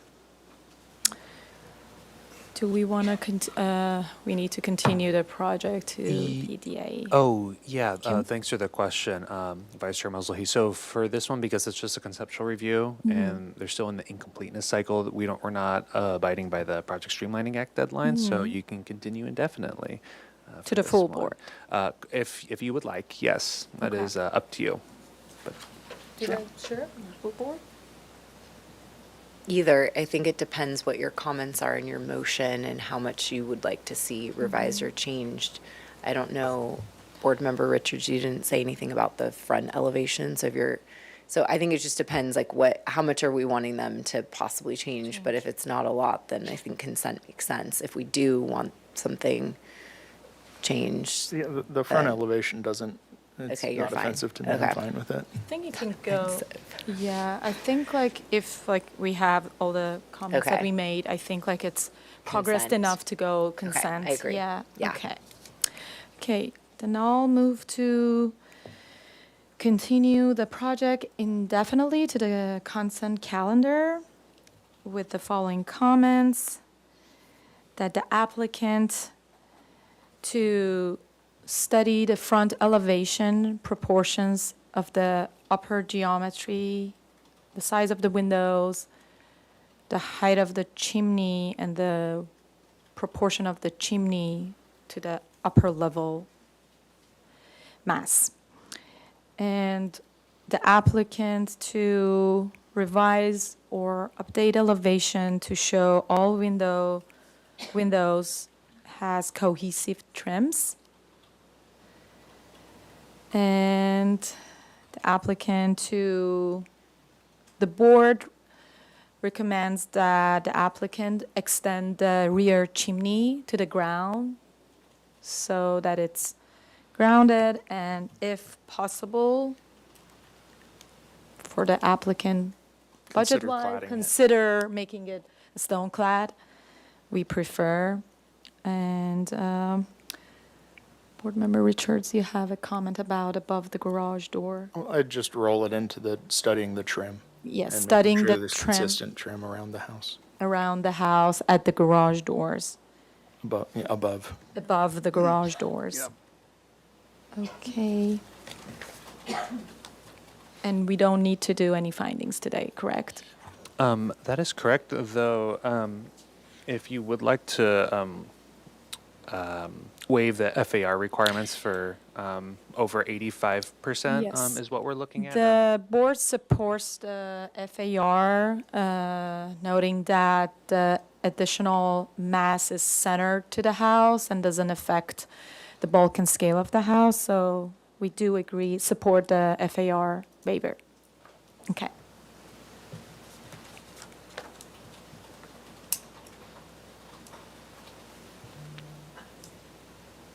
Oh, who's the seconder? Oh, I'll second that. Okay, here we go. Vice Chair Mosley Yes. and Board Member Richards Yes. and Board Member Graffiti. Yes. And the motion passes for continuance. Thank you. Thank you. All right. Thank you. Thank you Thank all. you.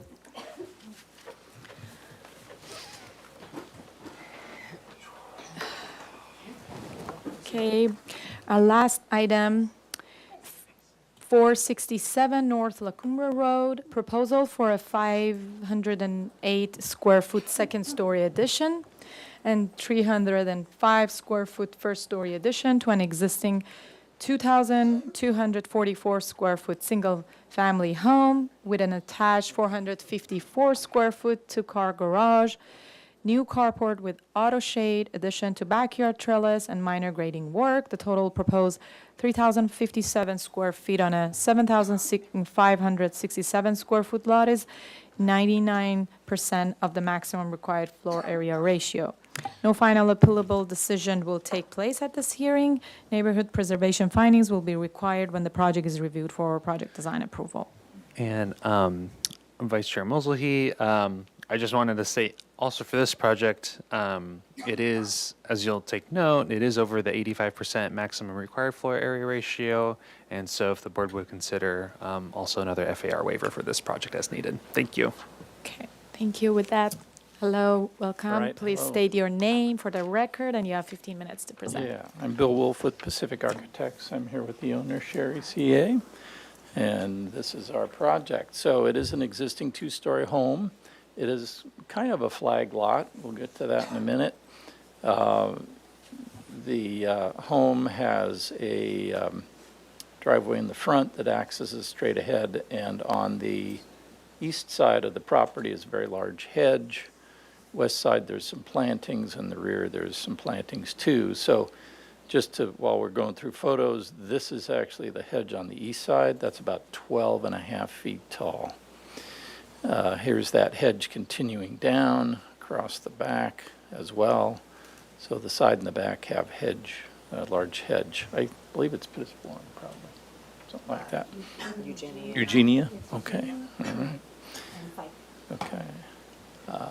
Let's see, how do I get, there's the pictures there, property. Okay, here we go. So as you can see, we are at 99% FAR. We did a study. There are houses in the neighborhood that, well, here's some photos again too. We'll get to the study in a minute. Here's the rest of the house. Again, an existing two-story home. This is the rear. The addition that we're doing is existing over here, and the addition that we're doing is not going to exceed the height of the existing roof line there now. This is the driveway in past the neighbors, what was a carport, I guess getting converted into a garage. Here's the site plan. Let me go to the larger site. Here's kind of the site itself. Let me reduce this. So this is kind of how it works. La Cumbre is out here. You drive past the house in front to across an easement to our home, and then this road and easement continues on to the house next door. These were identical homes built at the same time, and they actually are very similar. And we're going to make them different now. So what happens is you come in, garage. We had proposed a structure. This is actually a hammerhead, but it's also a structure that holds solar panels. We were hoping we could park there, but I don't think that's going to be allowed. We're working with planning on that. The addition that we have is occurring back in here. So the first story addition is back here. And note, here's the existing line of the existing building. This is the additional portion. This could have been and might still be considered a JADU. It's under 500 square feet, and it would be easily to close that off and create a JADU here. Right now, we are not calling it that. We had several meetings with planning, and at the time they felt like it wasn't necessary to do that. So we're proposing it as a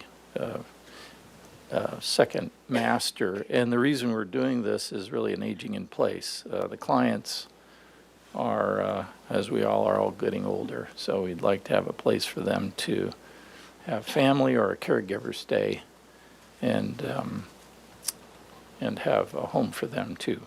So here's kind of the profile. We went ahead and did kind of the study, which shows the different units here. This shows the neighbor to the east, our structure, and the neighbor to the west. Again, the only thing that really changed, and I'll show you the before and after, is really this side over here. There's already a gable on that end. It's just we extended it out and pushed it back. So on the second floor, we pushed it forward and back. So if you saw the elevations in 2D, you wouldn't know the difference. Here's kind of the study. Again, there's several units in there that are 105, 105, 106 in that neighborhood within the 10, 20 closest. Here's our new floor plan. Again, this is the area that we're adding. You can kind of see it slightly shaded right there, this portion here. The rest of the footprint is pretty much the same. We are extending this patio and making it a little larger. And right now we propose to have a trellis over that turnout space in the front. Then the second floor, the addition, we're going to push this portion out and push that portion out over the top of that existing addition, that new addition. So this gets an addition, and there's an addition toward the front, which is pushing out over the garage. We felt this was the best spot to do it because everywhere else we really aren't stacking over existing single story. So we're trying to stack the structure and the loads. There's the existing, and you can see that's where we're adding the new addition. Here's the second floor, and we're pushing out here, and we're pushing out over here. So those are the two areas that we're extending. We are only adding a bedroom upstairs. We already had a bedroom downstairs. We're just expanding on that. And we already had 2 bedrooms upstairs, so we're really just expanding on that. So here's the addition. We're going to break it up. Again, there's some walls that you're not seeing in shade, but anyway, these are not the same plane. They do extend in and out. We've got also a different surface area. We're going to maintain the existing stucco exterior on the lower floor and then do kind of a horizontal board on the upper floor. Nothing really looks a whole lot different in the front here. The back gets a gable on the end. This is the side elevation where you see that extension. So here's an extension, here's the extension, and then on this side you can see the area of the upper floor addition and the area of the upper floor addition here. There's the existing plan. So again, not a lot of difference here. Gable on the front end. And then these get extended forward and back. The back side gets 2 gables to kind of help break up that elevation. And that is it, I believe. Currently, right now, we're not proposing much or any landscaping. There's so much screening right now on the west and east side that there really isn't much that needs to be done. A little bit of treatment in the back, but it'll be very minor. Okay, that's it. Thank you. Okay, thank you. Let's open public comment, please.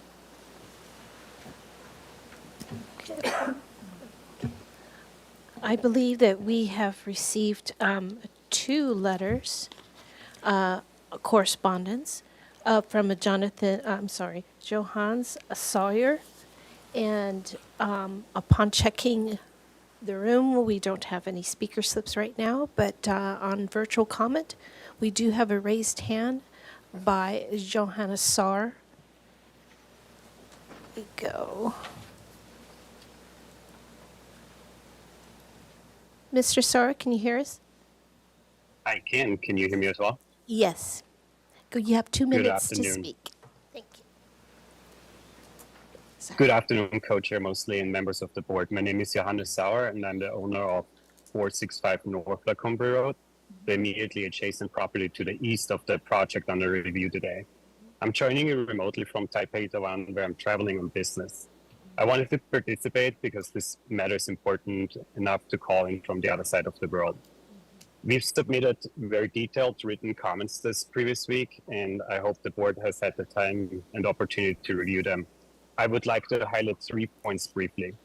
First, the east-facing upper floor windows of bedroom 1 and bedroom 2 will have direct and unobstructed sightlines into our rear bathroom, our hot tub, and our dining area. These are the most private spaces in our home and our backyard. We enjoy them today with complete privacy and like to continue to do so. Second, these rooms have windows already to the north and the south elevations that provide adequate lighting and ventilation. The east-facing windows are not functionally necessary. The supplementary windows pointed directly at our property. Third, the Good Neighbor guidelines are explicit. They ask applicants to minimize upper story windows overlooking adjacent properties and to avoid large upper story windows overlooking adjacent rear yards. The east-facing elevation as proposed does neither. Our ask is simple and specific. We respectfully request that the board direct the applicant to remove the east-facing upper floor windows entirely as part of its concept review comments today. We are not opposed to the neighbors improving their home. We simply ask that they do so in a way that doesn't permanently compromise our privacy. Thank you for your time. Thank you, Mr. Sawyer. And that ends up virtual public comment. Thank you. Thank you. Okay, with that, we're going to get started with questions. Board member Heidi Richards. You want me to start? You want to start? Yeah. Sure. The decision to push the structure out to the exterior walls to kind of create that two-story mass, that was purely driven with the desire to reduce cost of construction, or was there any exploration into not, I guess, keeping the existing sort of second floor set back from the exterior walls? Yeah, so we actually are, we pushed this out up to the setback. Is that what you're asking there? So on the second floor, the existing house was set back from the exterior walls, and you're pushing it out to the exterior walls to basically run 2 stories up. Yes, to stack loads, but we did also offset the upper floor here in this area here. And you can kind of see it here. I don't know if that's clear. But the upper floor of this, which it was there before, we're leaving that line. We are pushing just this portion out. And the reason for doing that was to give a relief here in the upper floor so that this wasn't a straight line running all the way across, and I could also reflect a gable on that end. So it was an aesthetic. This also has a lower portion that continues past. Let me see if I can show that to you. I wish I had the models. I should have included those. See how this roof line, so this wall plane is outboard, which is existing of that wall plane there. And then this wall plane is all the same, and then it steps back again and stacks here. So this is stacked flush. This is stacked flush, but outboard of that wall. Are you following? I think so. Okay. And you can kind of see it in this elevation here. It would have been better to have a model, and I'm happy to provide that next time around. And you can kind of see how it jogs here. Do you see how that jogs there on this south elevation? We've jogged that back up again over there on that side. I wanted to be able to express this gable so I could break that long gable running across there. So that's why I pushed that portion out to do that. Okay. And then I guess the other question I had was the trellis in the front yard for the parking spot. It looked like online there was maybe an existing tree that was kind of right at the end of that. Is that on your property? It didn't look like it was on the survey, but it looked like it was there on Google Earth. Is there a tree? It's a magnolia. Let's see, I can go back to the photos there and see. I think you can see it on the front view. Oh, gotta go the wrong, there we go.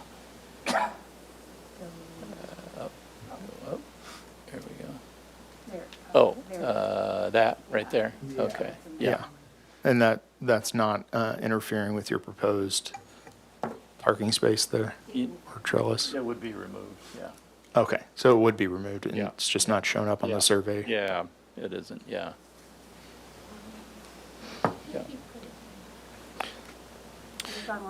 Is it on the site plan, maybe?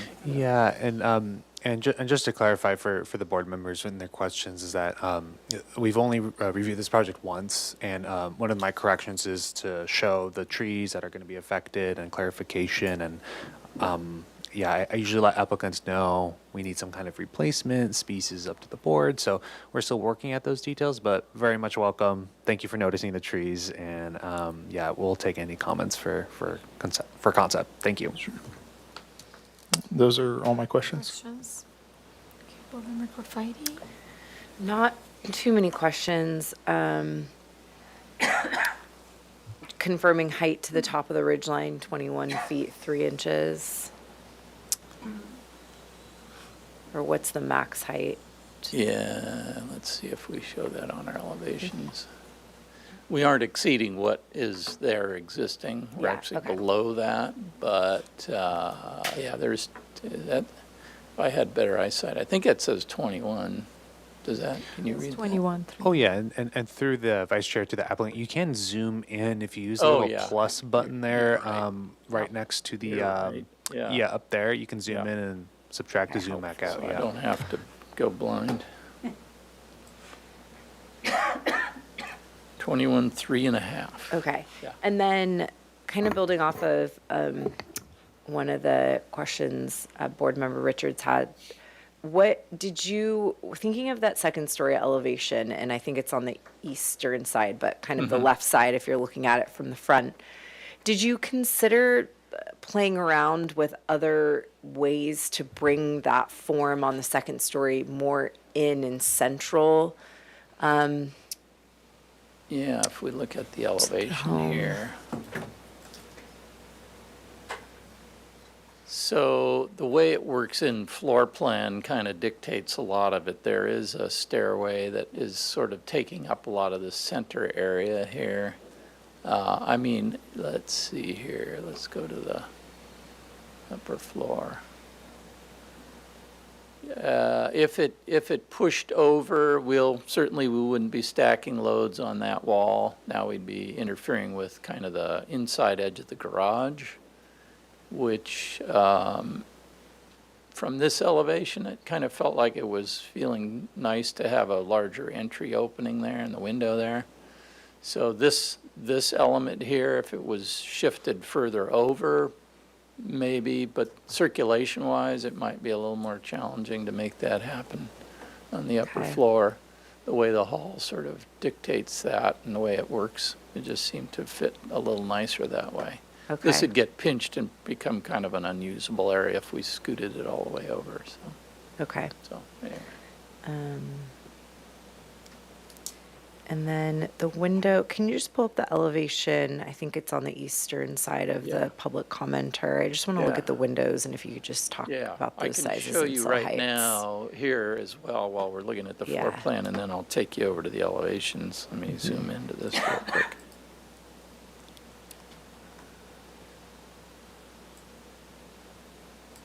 So there's a window here, back of the bed, window in the bath, window in the toilet compartment there, window here and here, and these are kind of behind the bed wall. That's the bed wall looking back this way, as this is the same here too.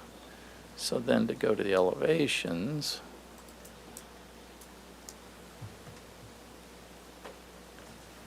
so that's these windows here. So bed wall, bath, bath, bed wall. Okay.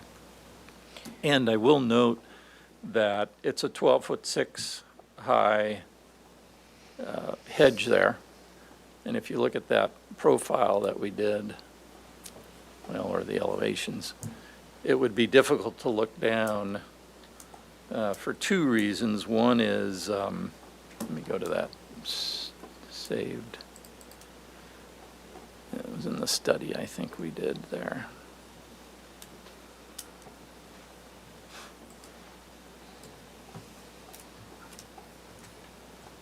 Yeah, I'm There we curious go. if, do you have any photos from the second story looking down in We that do, direction? That'd yeah. actually be really We do. helpful. Yeah, we do. Yeah, I'll show you those. Yeah. Window. Yeah. So you can Yeah, see okay. this hedge being, if that's 8 foot there, Right. 12 is here. Mm-hmm. The window would be looking right at the roof and not down and over. Okay. Yeah, there's a great, photograph thank here. you. Let's see here. In the beginning, the photo sheets. Forgot. That is a photo from the bedroom. From the bedroom. Okay. Looking into that hedge, and there's their roof. Okay, and your intention is to maintain the hedge We're at going that to height? keep that, Yeah, yeah, absolutely. okay. We don't want to see, and, there was discussion about solar access. We're perfectly north and south on that Great. hedge, so it doesn't block Okay. sun. We've actually taken 1.5 feet off of that hedge just to give it a nicer profile. Clean. Yeah, okay. So, anyway, and it Great. goes all the way along the property line. You can see it Okay. back here in the back, too, so. Okay. That's all for my And then the questions. front there in the lower corner. Oh, yeah, right here. So the building doesn't go out Mm. halfway of that, and the hedge continues another 15 or something. Okay. Yeah, yeah. Okay, now that we're on these existing images, can you scroll up to or zoom out? There was this image, Yeah. view 5, that you have. Up here, you mean? Or, I'm looking for this image. oh, that one, yeah, let me go to that. That's in this plan set here. Oh, yes. So, can you zoom into the image in the middle? that one. So, the proposed new windows on this side, and this is the east side. Yes.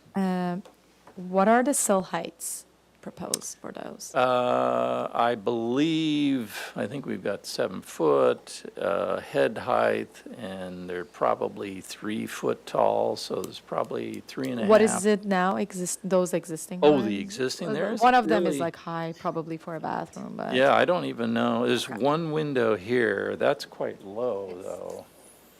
I'm thinking this window It's here, like right? 30 or 31, the sill. Okay. Yeah. And the new ones are probably around that, I would say Yeah. 36 Yeah, they're probably. maybe a About little 36 inches high, yeah, the sill. Okay, can we go to the elevations, please? Yeah. Mhm.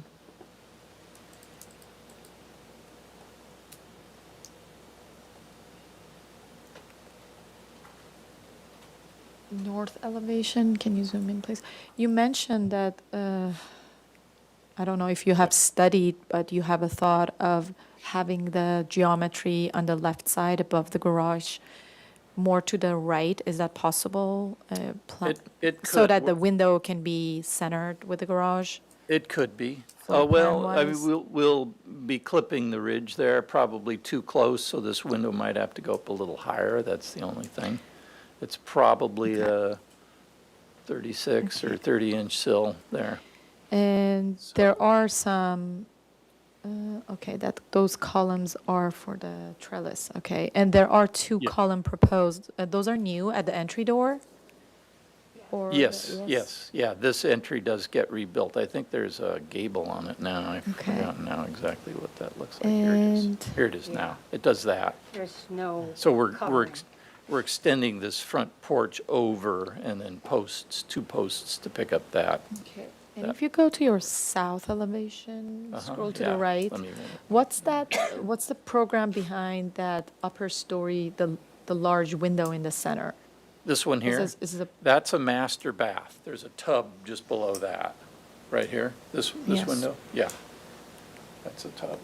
Okay, and what's that window below that has This is- trim that it's extended, and is it Yeah, an it's intention a for that? little- It's going to be a bifold or a slider window with a counter. Oh, it has to a seat at, counter. And that's where the kitchen sink is. Yeah, it's like a pass-through. It's like a pass-through kind of a back door.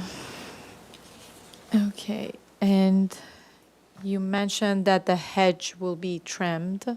No, it'll stay. I think you mentioned that it had been trimmed. Just to keep it recently. even. Okay. Yeah, It's at just to- 12.6 now, Yeah. and it'll stay. And is there a hedge on the other side, or? Partial.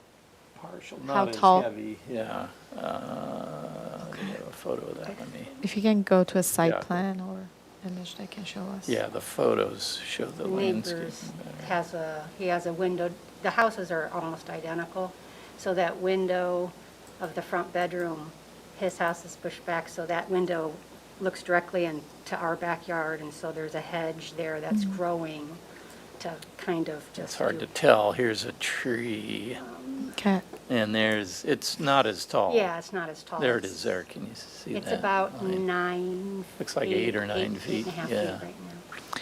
Okay, I think that was all my questions. Let's get into comments, Board Member Richards. Yeah, I mean, I think that second floor front bedroom could shift to center over the garage. I think it would help put your neighbors' concerns at a bit more of an ease, and I think it would also do some good things in terms of reducing the mass bulk and scale of the house. You know, typically our board likes to support and push projects to have a second floor that's inset from the outside wall. I guess the other one would be along that, what is it, the east elevation? East is the left side from the Yeah, front the, there. the second floor windows, I would just study their locations. They seemed kind of like they don't align with anything beneath them, and I couldn't find any sort of centering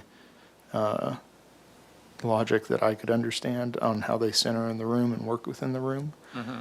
So maybe do a little bit more study to that. Okay. Yeah, those are my comments.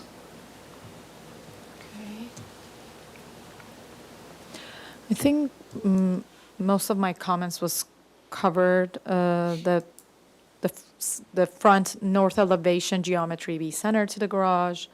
I totally agree. And the east elevation, I can't find any logic as well to the locations of the windows. I think the south elevation, I understand like because of the program, a little bit the proportion of that large window at the bathtub that you mentioned, comparing to the window to the right and left, it's kind of like, and the distance between them. So maybe there's a refinement you can find that like it has a rhythm that works better from like a medium size, large, small. So that can be studied. And I'm seeing on the west elevation, there's a part on the upper level which is like a solid wall. And I want to see where that is visible from. Like which neighbor can see that? What's Yeah. that upper story? Like there's no window opening. So What's the that? story behind that is that's west facing, there's no shade cover. We ended up putting a closet there because the sun, when it has light and on that, and the experience they've had is that this window here picks up a lot of heat on that wall, so we didn't do any window there because of that. I can So- see the closet on the floor plan. Can you show us maybe on an image or site plan? Oh, Is it what's- covered with the trees that are Oh, between the, like, I want to see if it's like yeah. screened or we add a comment about It that. looks at their garage.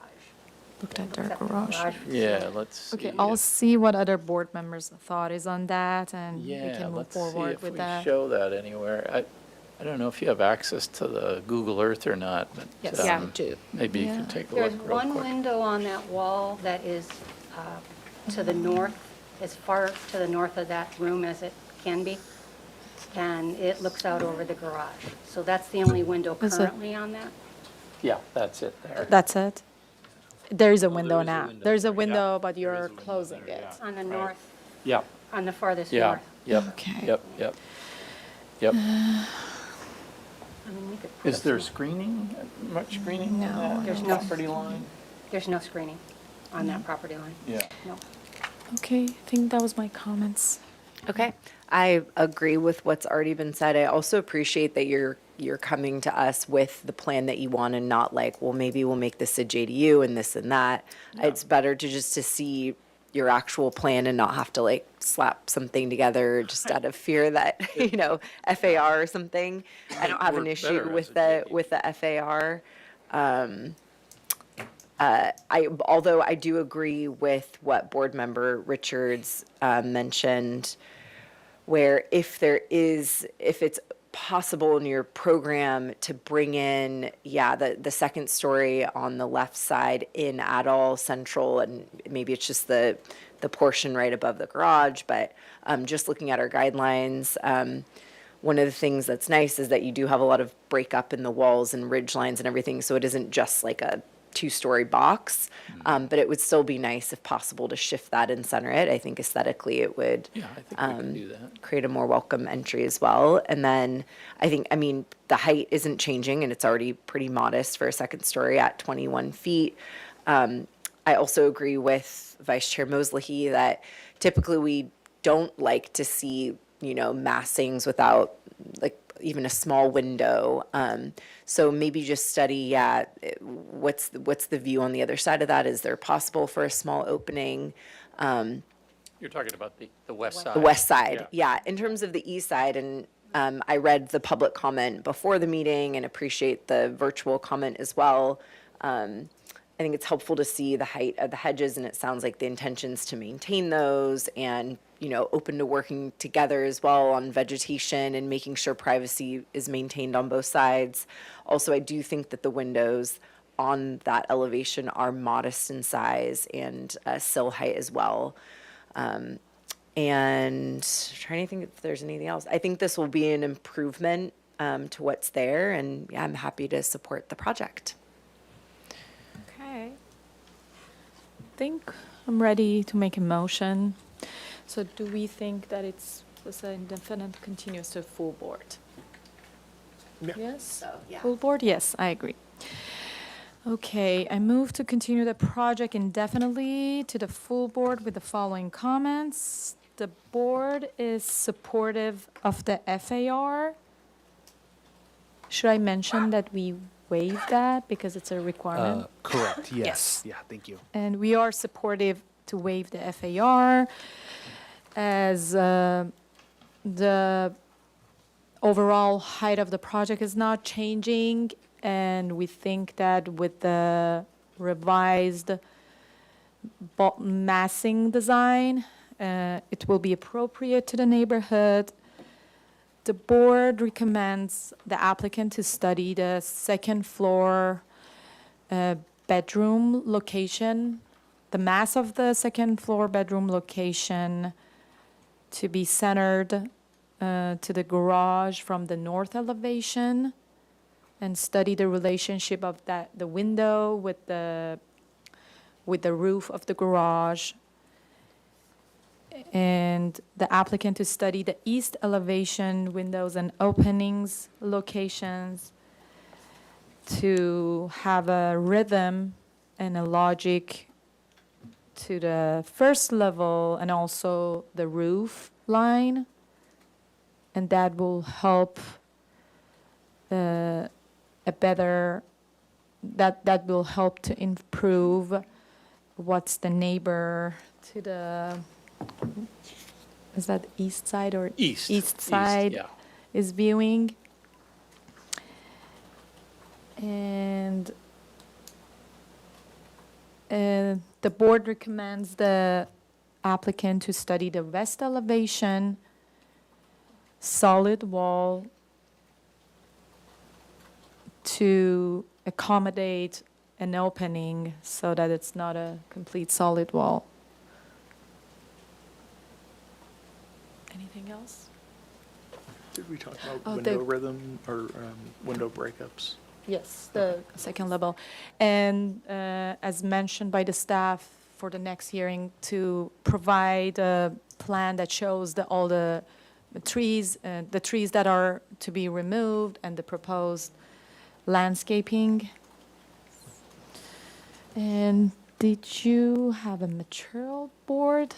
We do not. Okay. I don't think so. The applicant to provide a material board. And I think that's it. Second? I'll second. Okay, great, Okay. thank you. Can you Thank read you. Vice Chair Mosley? Yes. And Board Member Richards? Yes. And Board Member Graffiti? Yes. Okay, motion passes. Thank you. All right, thank you. Okay, with that, our meeting for the Single Family Design Review Board, April 20th, has ended. Great, thank you.